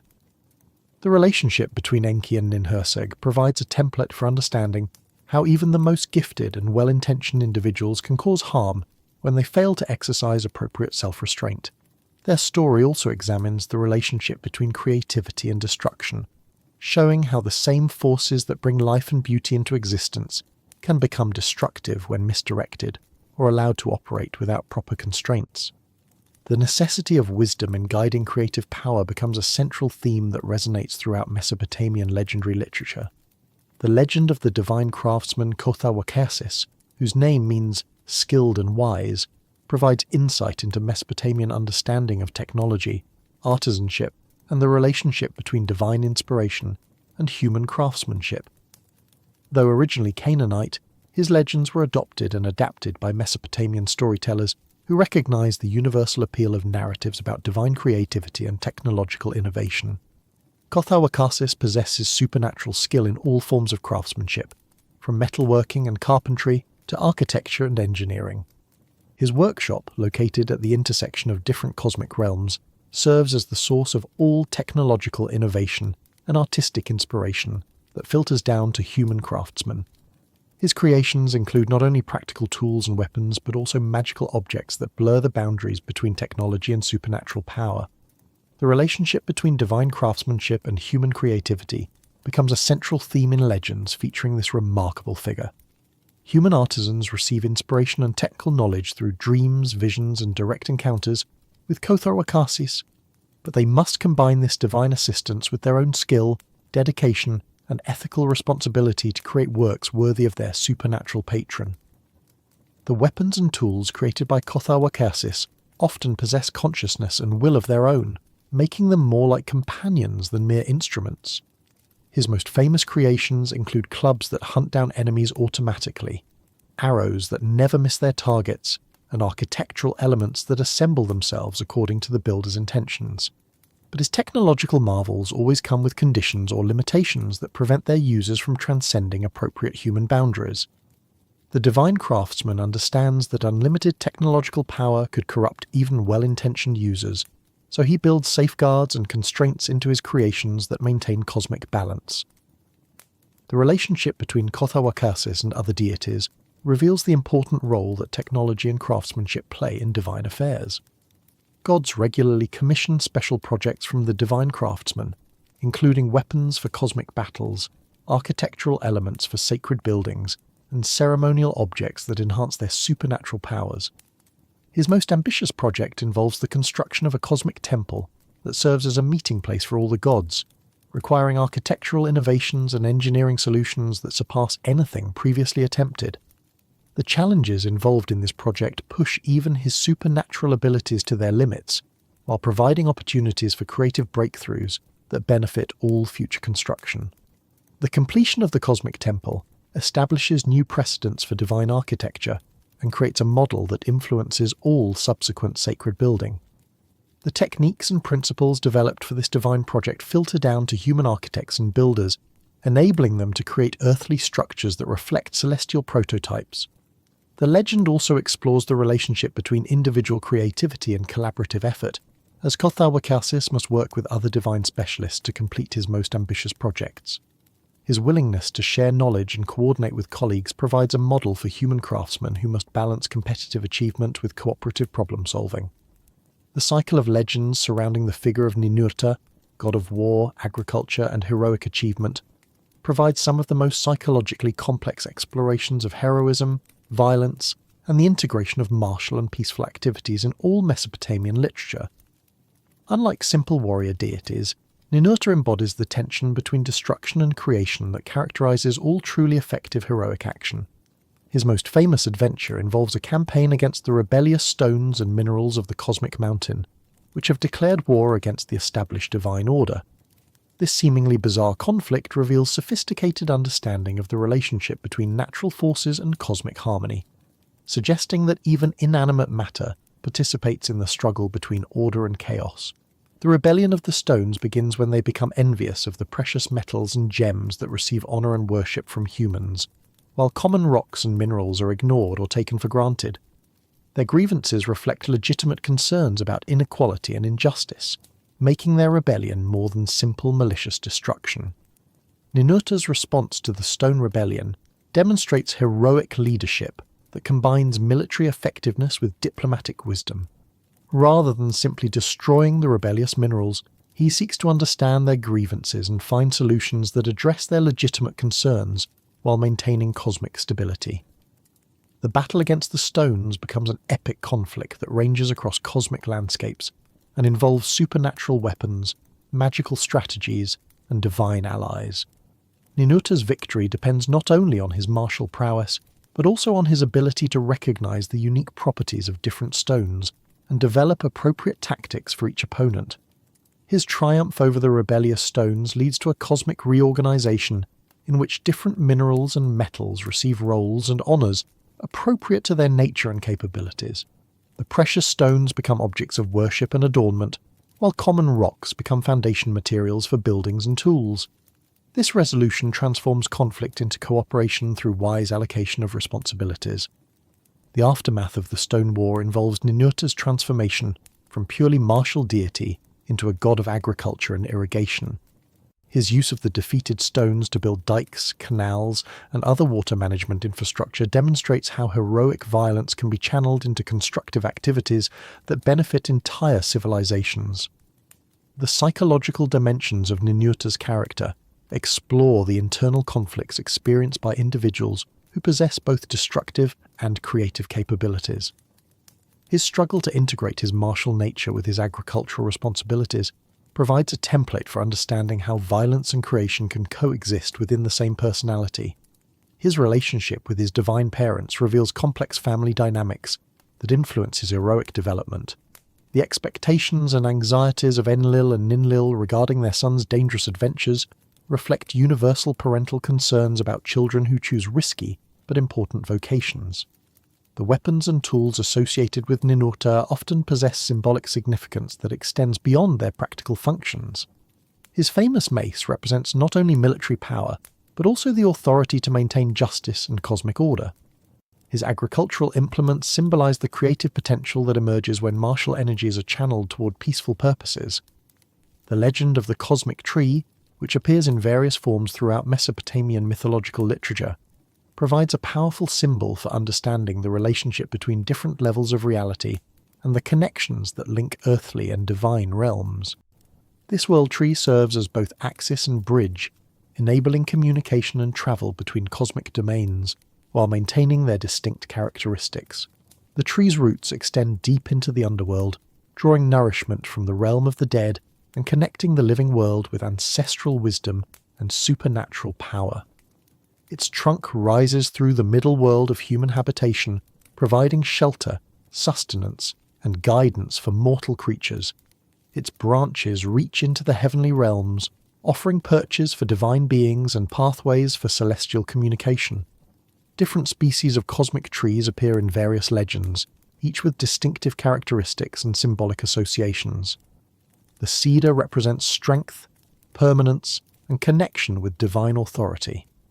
The date palm symbolizes fertility, sweetness, and the cyclical nature of seasonal renewal.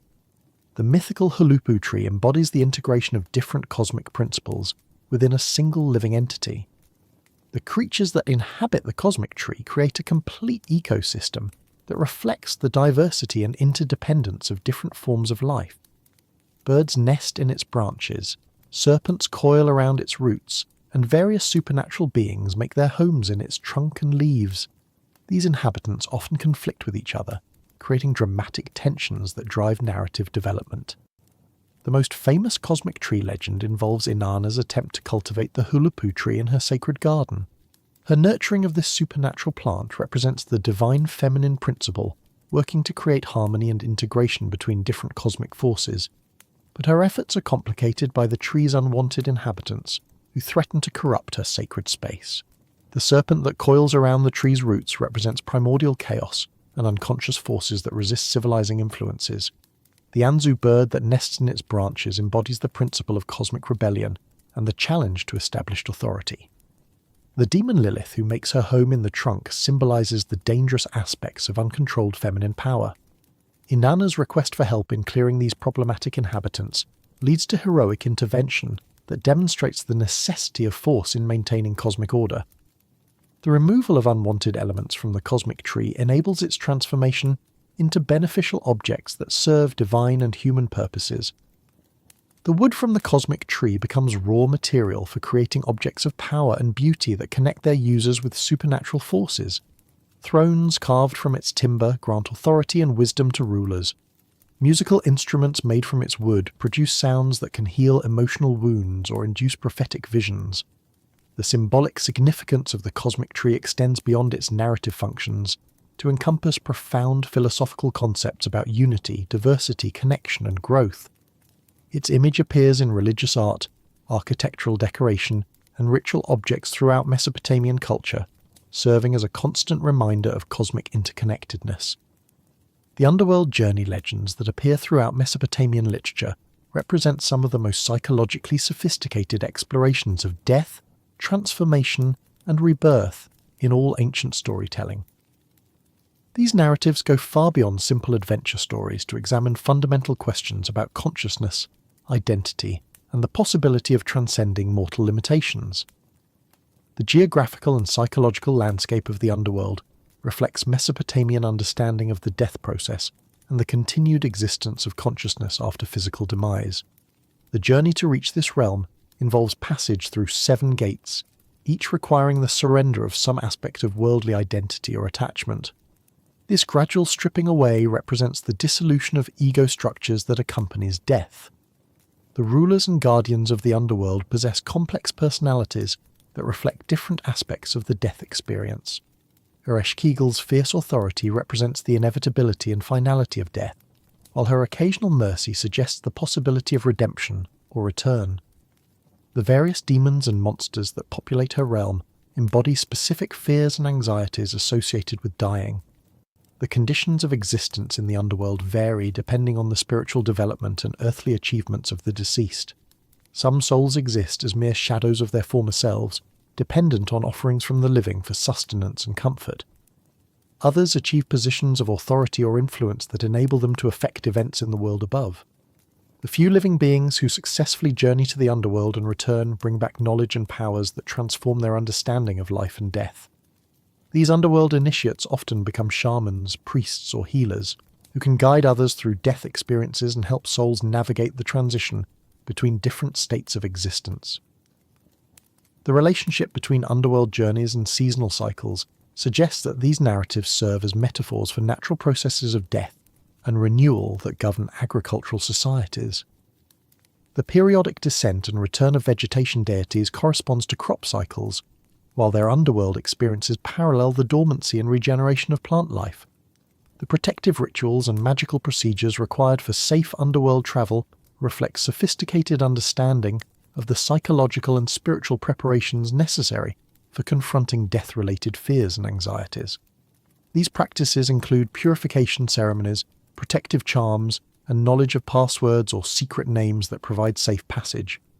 The gifts or treasures that underworld travelers sometimes bring back represent wisdom, power, or understanding that can only be obtained through direct confrontation with death and the forces of dissolution. These benefits justify the enormous risks involved in such journeys while providing motivation for undertaking them. The transformation that underworld journeyers undergo affects not only their own spiritual development, but also their relationships with others who have not shared similar experiences. Their new perspective on life and death often creates communication difficulties with those who remain attached to ordinary consciousness and worldly concerns. The legends of divine judgment, which appear throughout Mesopotamian literature in various forms, explore complex questions about justice, mercy, and the relationship between actions and consequences. These narratives present gods not as arbitrary tyrants, but as moral agents struggling to balance competing principles and conflicting responsibilities. The criteria used for divine judgment reflect sophisticated ethical thinking that recognizes the complexity of moral decision-making and the difficulty of achieving perfect justice in an imperfect world. Gods must consider not only the immediate consequences of actions, but also their long-term effects on individuals, communities, and cosmic order. The procedures for divine judgment often involve elaborate trials that include witness testimony, evidence examination, and opportunities for defendants to present their own perspectives and justifications. These legal processes reflect real-world judicial systems while also exploring ideal standards of fairness and thoroughness. The relationship between divine judgment and human law enforcement reveals complex interactions between supernatural and earthly authority.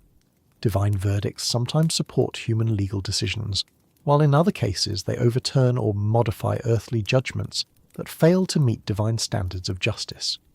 The punishment and rewards dispensed through divine judgment serve both retributive and educational functions, designed to correct wrongdoing while also providing guidance for future behavior. The public nature of many divine judgments creates opportunities for community learning and moral reflection. The possibility of appeal, mercy, or commutation in divine judgment suggests that even supernatural justice remains open to reconsideration and modification based on changing circumstances or new information. This flexibility prevents divine authority from becoming rigid or tyrannical while maintaining respect for fundamental moral principles.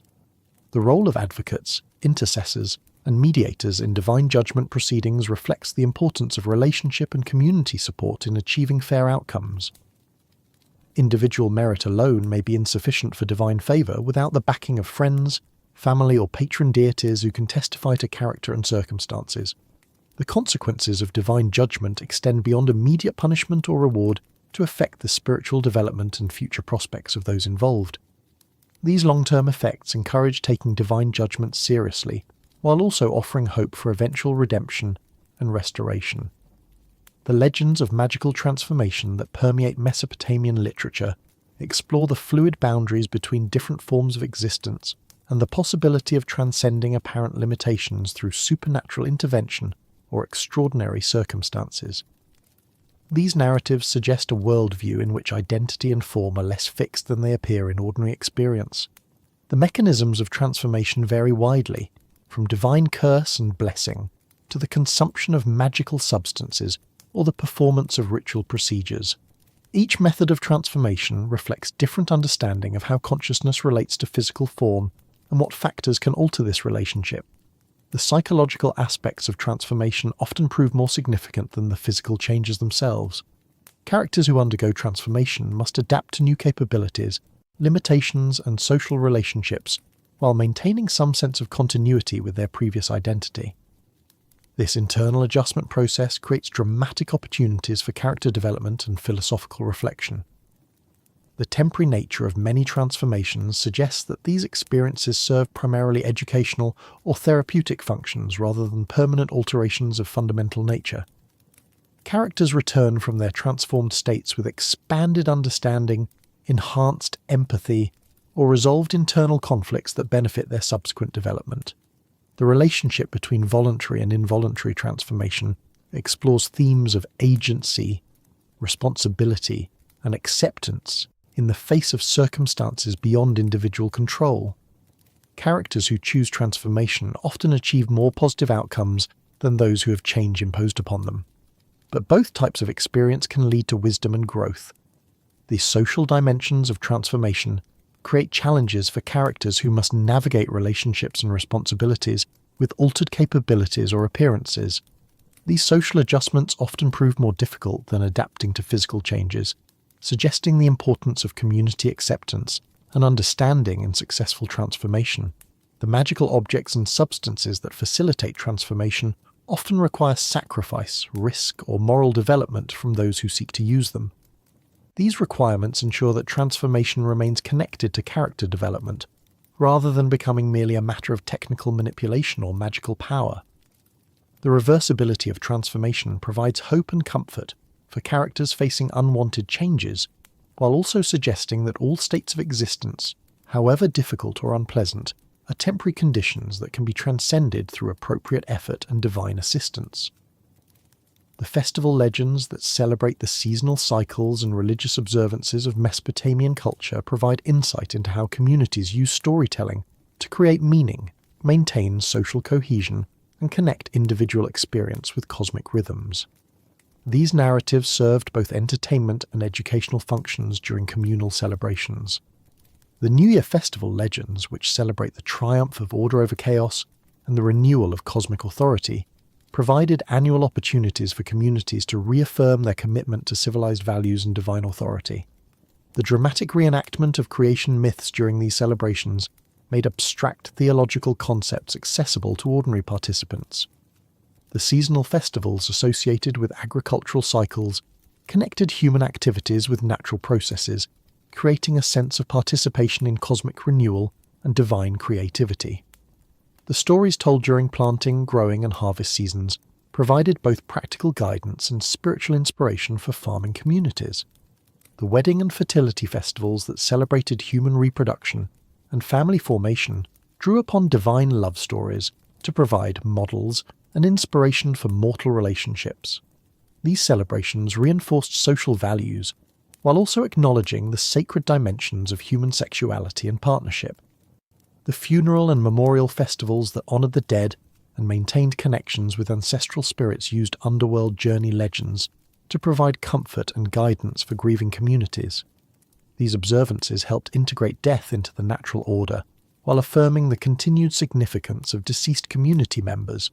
The hero cult festivals that celebrated legendary figures provided opportunities for communities to honour their cultural heritage, while also encouraging contemporary individuals to aspire to heroic achievement.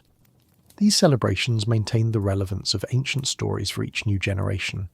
The divine marriage festivals that reenacted the sacred unions between gods and goddesses served both religious and political functions, legitimizing royal authority while also celebrating the cosmic principles that governed fertility and prosperity.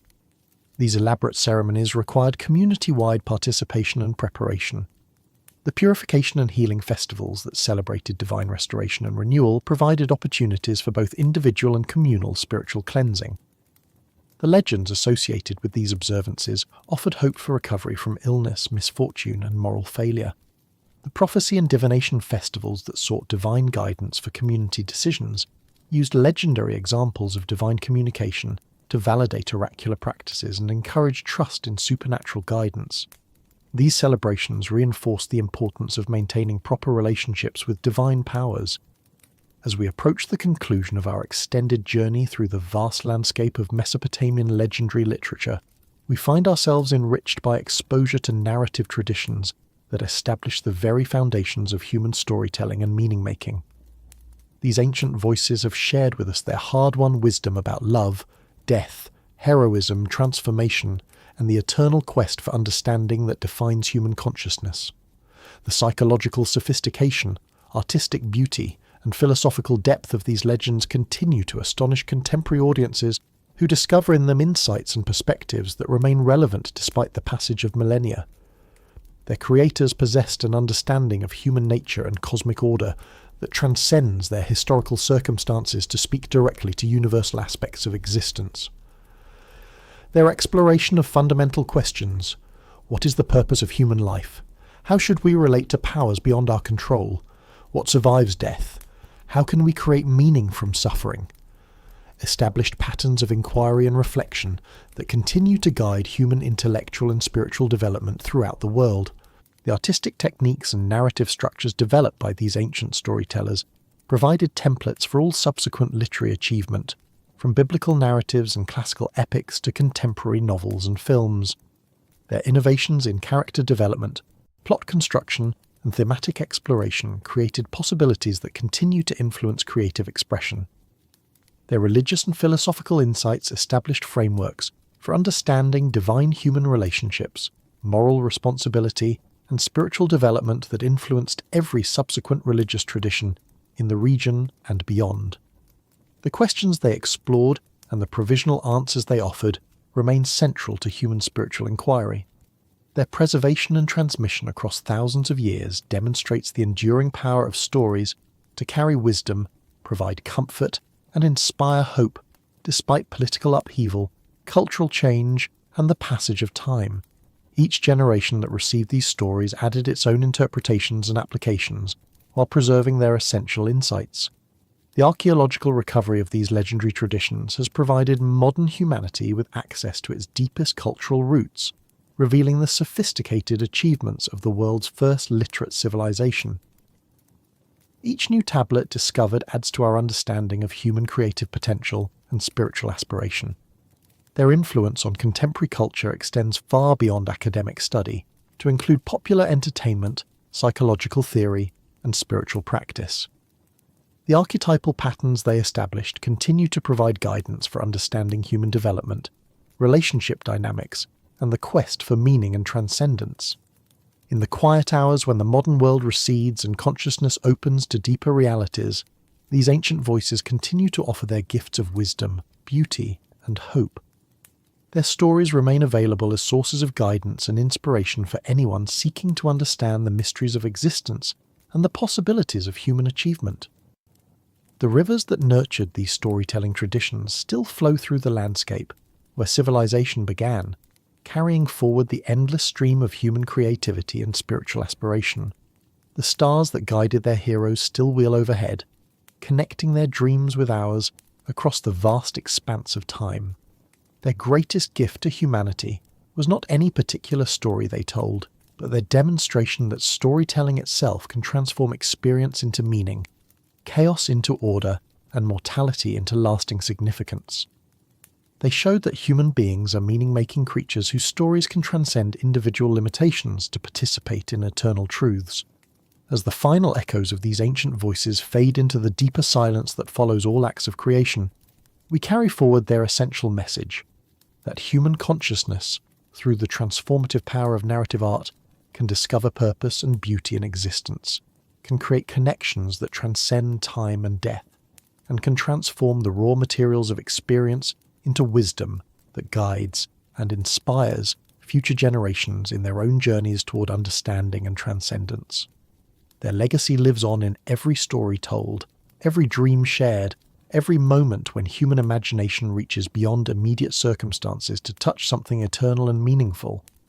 The ancient voices are silent now, but their greatest creation, the understanding that stories matter, that imagination can reveal truth, that narrative can transform existence into meaning, continues to echo through every human heart that dares to dream, and every human voice that dares to speak the transformative words that change chaos into cosmos, suffering into significance, and time into eternity.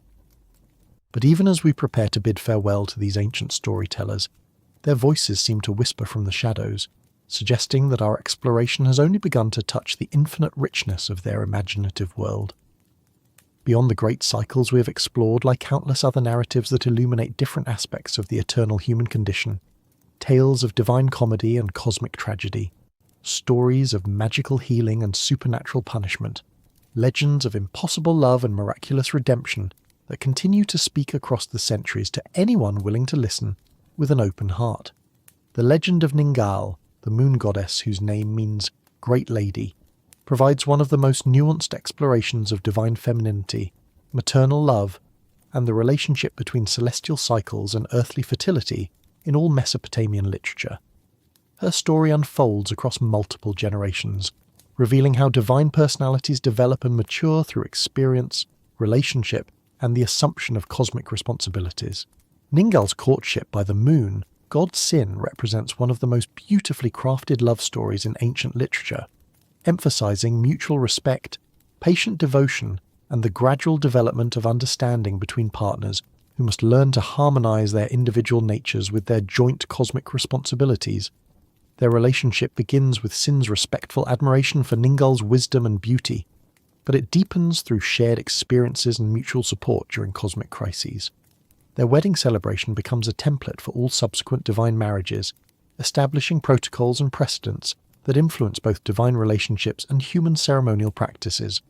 The elaborate preparations, the participation of the entire pantheon, and the cosmic consequences of their union demonstrate the far-reaching significance of divine partnerships for universal stability and fertility. But their married life is not without challenges and conflicts that test their commitment and force them to grow in wisdom and understanding.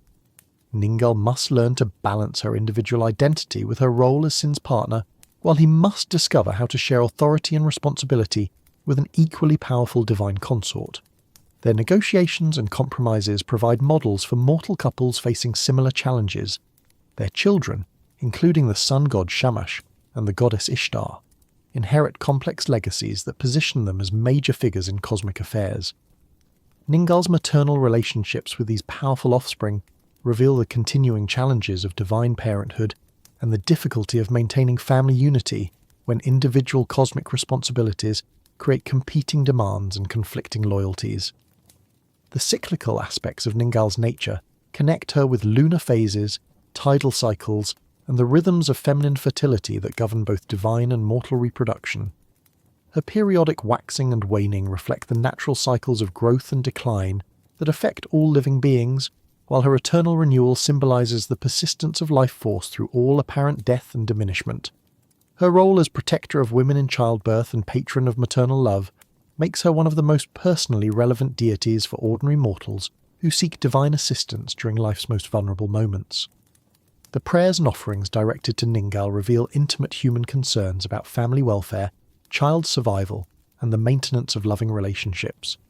The wisdom traditions associated with Ningal emphasize the importance of patience, persistence, and faith in natural processes that may seem slow or uncertain, but ultimately lead to renewal and growth.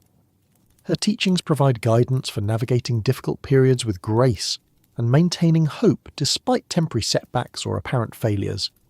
Her sanctuary cities, particularly Ur and Haran, became centres of learning and culture, where her priests developed sophisticated understanding of astronomical observation, mathematical calculation, and calendrical systems that coordinated human activities with celestial cycles.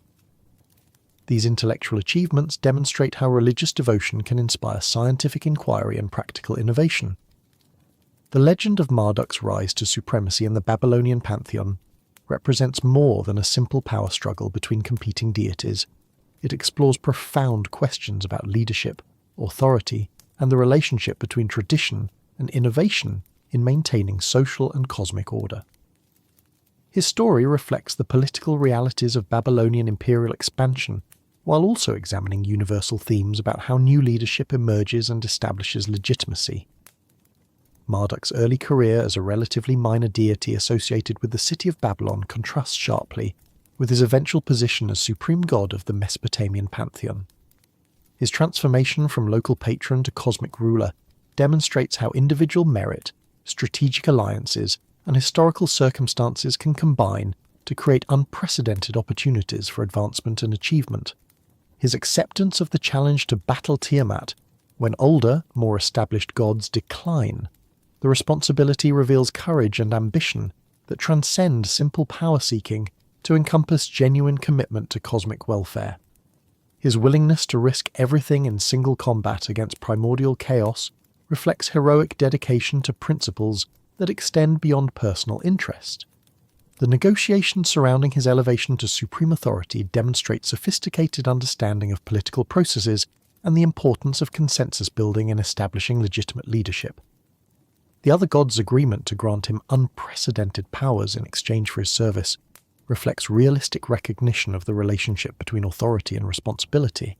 His victory over Tiamat and subsequent creation of the universe from her corpse establishes his credentials as both warrior and craftsman, destroyer and creator. This combination of apparently contradictory capabilities makes him uniquely qualified for supreme leadership, suggesting that effective authority requires integration of diverse skills and perspectives. His establishment of new cosmic order, following his victory, demonstrates wisdom and restraint in exercising newly acquired power. Rather than seeking revenge against former opponents or eliminating potential rivals, he creates systems that provide appropriate roles and recognition for all divine personalities, transforming potential enemies into cooperative partners. The legal and administrative innovations introduced during Marduk's reign establish precedents for divine governance that influence both celestial and earthly political systems. His development of systematic procedures for dispute resolution, resource allocation, and crisis management creates models that subsequent rulers attempt to emulate. His relationship with human civilization reflects understanding that divine authority ultimately depends on the welfare and prosperity of mortal communities. His protection of Babylon and patronage of its cultural achievements demonstrate enlightened leadership that recognizes mutual interdependence between rulers and subjects. The philosophical dimensions of Marduk's legend explore questions about the nature of legitimate authority, the relationship between power and responsibility, and the ways in which leadership can serve both individual and collective needs. His example suggests that true authority emerges from service rather than domination, from creating rather than merely commanding. The cycle of legends surrounding the divine musician Nabu, god of writing, wisdom and prophecy, provides insight into Mesopotamian understanding of the relationship between artistic expression, intellectual achievement, and spiritual insight. His stories explore how creative activity can serve as a bridge between human and divine consciousness, enabling mortals to participate in cosmic understanding through inspired expression. Nabu's mastery of writing and record-keeping makes him the patron deity of scribes, scholars, and all who seek to preserve and transmit knowledge across generations. His celestial library contains not only the records of past events, but also the potential futures that may emerge from current choices and circumstances. This comprehensive knowledge makes him an invaluable advisor and prophet whose guidance shapes both divine and mortal decision-making. His role as divine scribe involves recording the fates of individuals, communities, and entire civilizations in celestial tablets that serve as authoritative sources for prophetic revelation. But his records are not mere passive documentation. They represent active participation in shaping reality through the power of written word to influence consciousness and behavior. The relationship between Nabu's writing activities and cosmic order suggests that reality itself possesses narrative structure that can be understood and influenced through skillful use of symbolic language. His ability to alter destinies through revising celestial records reflects sophisticated understanding of how consciousness and reality interact through linguistic and symbolic mediation.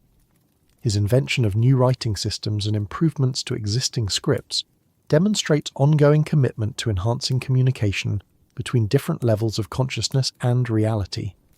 These innovations enable more accurate preservation of wisdom, more effective transmission of knowledge, and more precise expression of complex ideas that bridge different modes of understanding.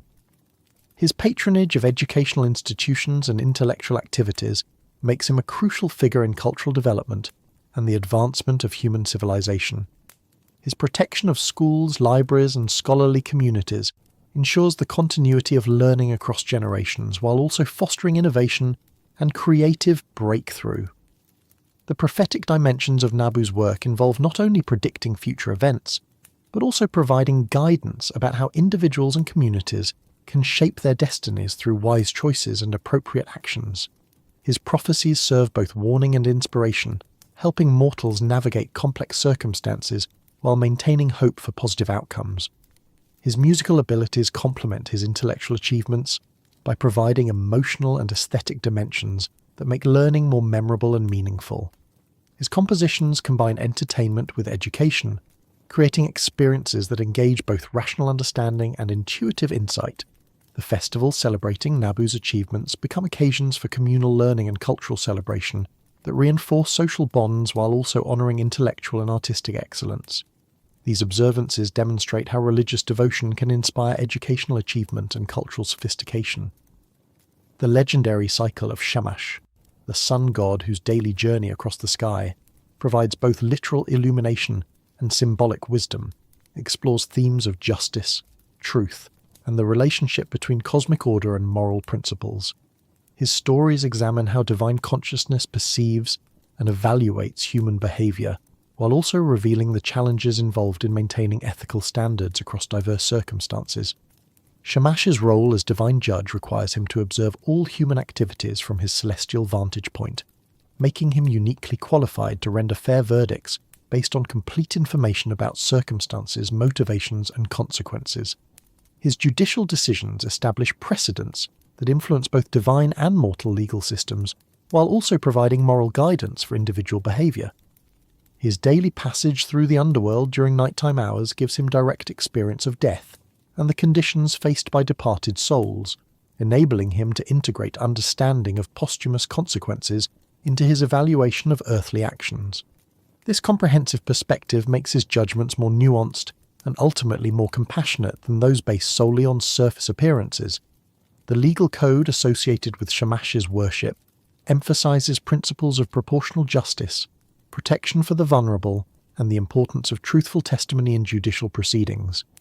These standards reflect sophisticated ethical thinking that recognizes both the necessity of punishment for wrongdoing and the importance of mercy and rehabilitation in maintaining social harmony. His relationship with human rulers involves complex negotiations about the proper exercise of earthly authority and the relationship between divine law and human governance. Kings who receive Shamash's blessing must demonstrate their commitment to justice and their willingness to protect their subjects from oppression and exploitation. His patronage of commercial activities and trade relationships reflects understanding that economic prosperity depends on trust, fairness, and reliable enforcement of contractual obligations. His protection of honest merchants while punishing fraudulent practices creates conditions that encourage trade while maintaining ethical standards. The wisdom traditions associated with Shamash emphasize the importance of truthfulness, integrity, and consistent moral behavior in all circumstances. His teachings provide guidance for maintaining ethical principles, despite pressures to compromise or abandon moral standards for temporary advantage. His role as cosmic timekeeper involves coordinating seasonal cycles, agricultural activities, and religious observances that depend on accurate measurement of solar and lunar cycles. This timekeeping function makes him essential for maintaining the rhythmic order that governs both natural processes and human social organization. The healing aspects of Shamash's nature connect sunlight with physical and spiritual wellness, suggesting that exposure to divine illumination can cure diseases, resolve psychological conflicts, and restore harmony between different aspects of individual and community life. The legend of the divine twins, Lugal-Ira and Mesopotamian, provides fascinating insight into Mesopotamian understanding of duality, complementarity, and the ways in which apparently opposite principles can work together to maintain cosmic balance. Their story explores how conflict and cooperation can coexist within relationships that serve essential cosmic functions. These twin deities govern the underworld gates and serve as guardians who control access between the realm of the dead and the world of the living. Their shared responsibility requires constant coordination and mutual support, but their different personalities and approaches often create tensions that must be resolved through negotiation and compromise. Lugal-Ira's more aggressive and decisive nature makes him effective at dealing with threats and maintaining order through strength and intimidation. His willingness to use force when necessary provides security and stability, but his impulsive tendencies sometimes create problems that require his brother's more diplomatic approach to resolve. Mesopotamian's patient and contemplative personality enables him to understand complex motivations and find creative solutions to difficult problems. His preference for negotiation and consensus building often achieves better long-term results than force, but his reluctance to act decisively can sometimes allow dangerous situations to develop unchecked. Their complementary skills make them more effective as a team than either would be individually, demonstrating how different personality types can enhance each other's capabilities when they learn to coordinate their efforts and appreciate their mutual contributions. Their relationship provides a model for partnerships that honor both individual differences and collective goals. The challenges they face in maintaining underworld security require them to balance competing demands from living beings who seek access to the realm of the dead, deceased souls who wish to return to earthly existence, and various supernatural entities who attempt to exploit the boundary between life and death for their own purposes. Their judicial functions involve determining whether particular souls deserve punishment or reward in the afterlife, whether specific individuals should be granted permission to journey to the underworld while still alive, and how to resolve conflicts between different claimants for underworld resources or privileges. The wisdom they develop through their shared experiences provides guidance for mortal twins and siblings who must learn to work together despite personality differences and competing interests. Their example demonstrates how family relationships can transcend individual limitations to achieve collective goals that benefit entire communities. Their festivals and ceremonial observances celebrate both their individual achievements and their collaborative successes, providing opportunities for communities to honor different types of contribution, while also emphasizing the importance of cooperation and mutual support in achieving common purposes. The cycle of transformation legends featuring the goddess Lamashtu reveals some of the darkest and most psychologically complex material in Mesopotamian mythology, exploring themes of maternal protection, child welfare, and the supernatural threats that endanger the most vulnerable members of society. These stories examine how communities develop protective strategies against forces that seem beyond human control.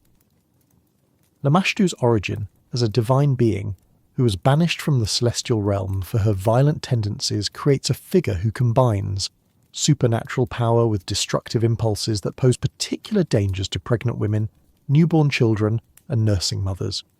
Her exile from divine society reflects the necessity of excluding genuinely dangerous personalities from positions of authority and influence. Her appearance and behaviour incorporate elements that inspire primal fear and revulsion, suggesting that she represents psychological and spiritual forces that threaten the most basic human needs for safety, nurturance, and family stability. Her legend explores how communities respond to threats that cannot be addressed through normal social or legal mechanisms. The protective rituals developed to defend against Lamashtu's influence combine magical procedures with practical precautions that reflect sophisticated understanding of childcare, maternal health, and family security. These practices create comprehensive defense systems that address both supernatural and natural threats to family welfare. The amulets and talismans designed to ward off her attacks incorporate complex symbolic systems that invoke the protection of benevolent deities while also repelling malevolent influences. These objects serve both psychological and spiritual functions, providing reassurance for anxious parents while also creating protective spiritual barriers. The incantations and prayers used in anti-Lamashtu rituals demonstrate remarkable literary sophistication and emotional power, combining theological invocation with personal supplication that reflects the desperate concern of parents seeking to protect their children from harm. These texts reveal the intimate relationship between religious practice and family life. The community support systems that develop around Lamashtu protection rituals create networks of mutual aid and shared responsibility that strengthen social bonds, while also providing practical assistance for vulnerable families. These cooperative arrangements demonstrate how supernatural threats can inspire positive social developments. The eventual resolution of Lamashtu's threat often involves her transformation or redemption, rather than simple destruction, suggesting that even the most dangerous supernatural forces can potentially be channeled toward constructive purposes through appropriate intervention and understanding. The psychological dimensions of Lamashtu legends explore parental anxieties, community fears about child welfare, and the ways in which supernatural explanations can help people cope with tragedies that seem senseless or unavoidable. Her stories provide frameworks for understanding and responding to experiences that challenge rational explanation. The legend of Pazuzu, the wind demon whose fearsome appearance conceals protective intentions, presents one of the most intriguing examples of how Mesopotamian storytellers explored the relationship between appearance and reality, between fear and safety, between destructive power and beneficial intervention. His complex character challenges simple assumptions about good and evil, while providing insight into the paradoxical nature of protection. Pazuzu's horrific physical form, combining human, animal, and monstrous features in ways designed to inspire terror and revulsion, serves a specific protective function by frightening away other supernatural threats that might harm human beings. His appearance demonstrates how sometimes the most effective defense against dangerous forces involves deploying equally powerful opposing energies. His role as protector against Lamashtu and other malevolent entities makes him a crucial ally for human communities, despite his frightening aspect. This protective function requires him to inhabit a complex moral position, where he must use destructive capabilities for beneficial purposes, maintaining a delicate balance between helpful intervention and dangerous excess. The rituals designed to invoke Pazuzu's protection involve careful attention to proper procedures and respectful approaches that acknowledge both his helpful intentions and his potentially dangerous nature. These practices reflect sophisticated understanding of how to work with powerful supernatural forces without becoming overwhelmed or corrupted by their influence. The artistic representations of Pazuzu serve both protective and educational functions, providing visual reminders of his availability as a guardian while also teaching proper recognition of his distinctive characteristics. These images combine aesthetic achievement with practical application in ways that demonstrate the integration of art and spiritual practice. His relationships with other protective deities create networks of supernatural defense that provide comprehensive coverage against various types of threats. These alliances demonstrate how even the most independent supernatural beings recognize the value of cooperation and mutual support in serving human welfare. The wisdom traditions associated with Pazuzu emphasize the importance of looking beyond surface appearances to understand deeper realities, the value of accepting help from unexpected sources, and the necessity of maintaining courage and faith when confronted by circumstances that seem overwhelming or incomprehensible. His transformation from feared demon to beloved protector occurs gradually as communities learn to recognize his beneficial intentions and develop appropriate ways of relating to his unusual nature.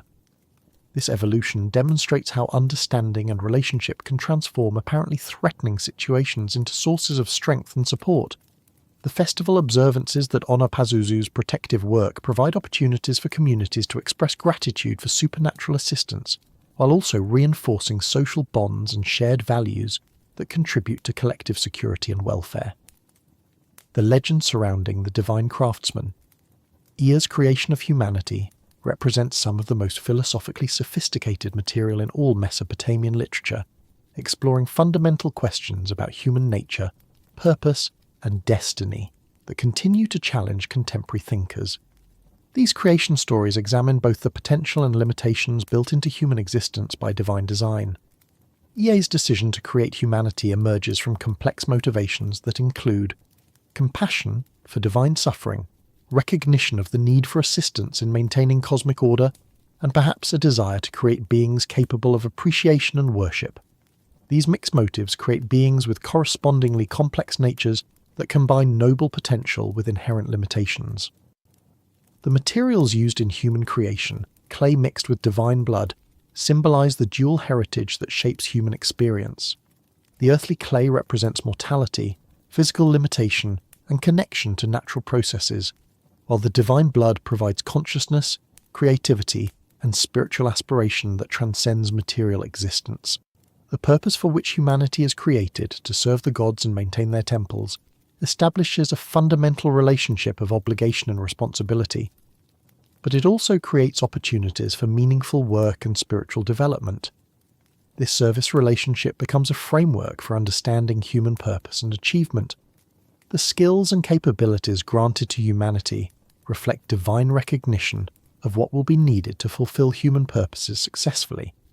These gifts include intelligence, creativity, the ability to learn and adapt, and sufficient independence to make meaningful choices about how to use divine gifts.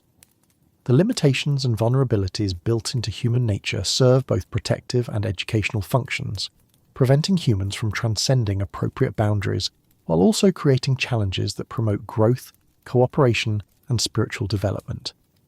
These constraints make human life more interesting and meaningful than simple perfection would allow.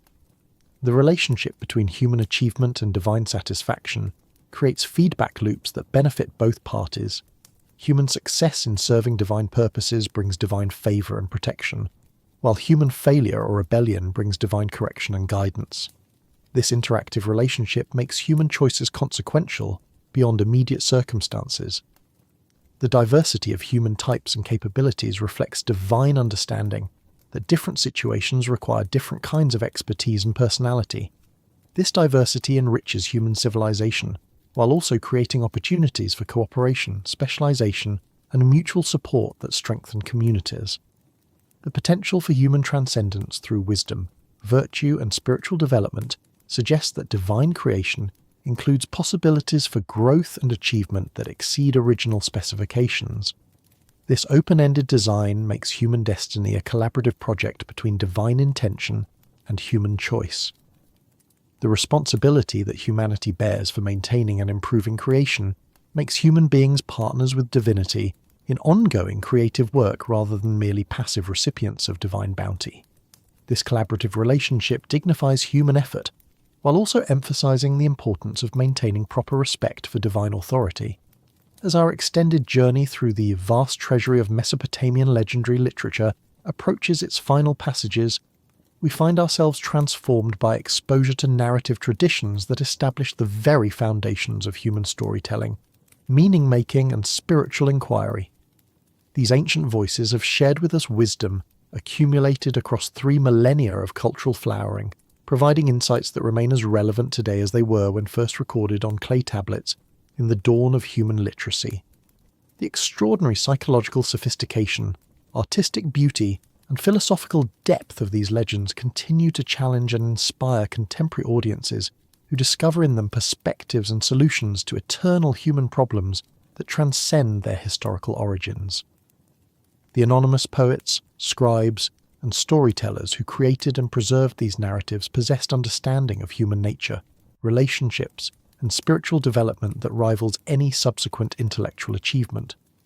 Their exploration of love and loss, heroism and failure, wisdom and folly, transformation and transcendence established archetypal patterns that continue to guide human understanding of personal development, social relationships, and spiritual growth.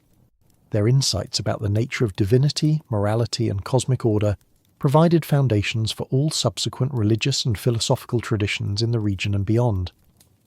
The narrative techniques and artistic innovations developed by these ancient storytellers created possibilities for literary expression that continue to influence creative work throughout the world. Their mastery of character development, plot construction, symbolic imagery, and thematic integration established standards of excellence that remain models for contemporary writers, artists, and filmmakers. Their preservation and transmission across millennia of political upheaval, cultural change, and technological transformation demonstrates the enduring power of great stories to carry wisdom, provide comfort, and inspire hope, despite changing circumstances. Each generation that received these narratives found in them guidance and inspiration relevant to their own challenges and aspirations. The archaeological recovery of these legendary traditions has provided modern humanity with unprecedented access to its own deepest cultural and spiritual roots, revealing the remarkable achievements of humanity's first literate civilization. Each new discovery adds to our understanding of human creative potential and our appreciation for the sophisticated intellectual life of ancient communities. Their influence on contemporary culture extends far beyond academic scholarship to encompass popular entertainment, psychological theory, spiritual practice, and personal development. The universal themes they explore and the archetypal patterns they established continue to provide frameworks for understanding human experience and navigating life's challenges. In the deepening quiet of these extended twilight hours, as consciousness settles into the peaceful rhythms of rest and renewal, these ancient voices offer their final gifts.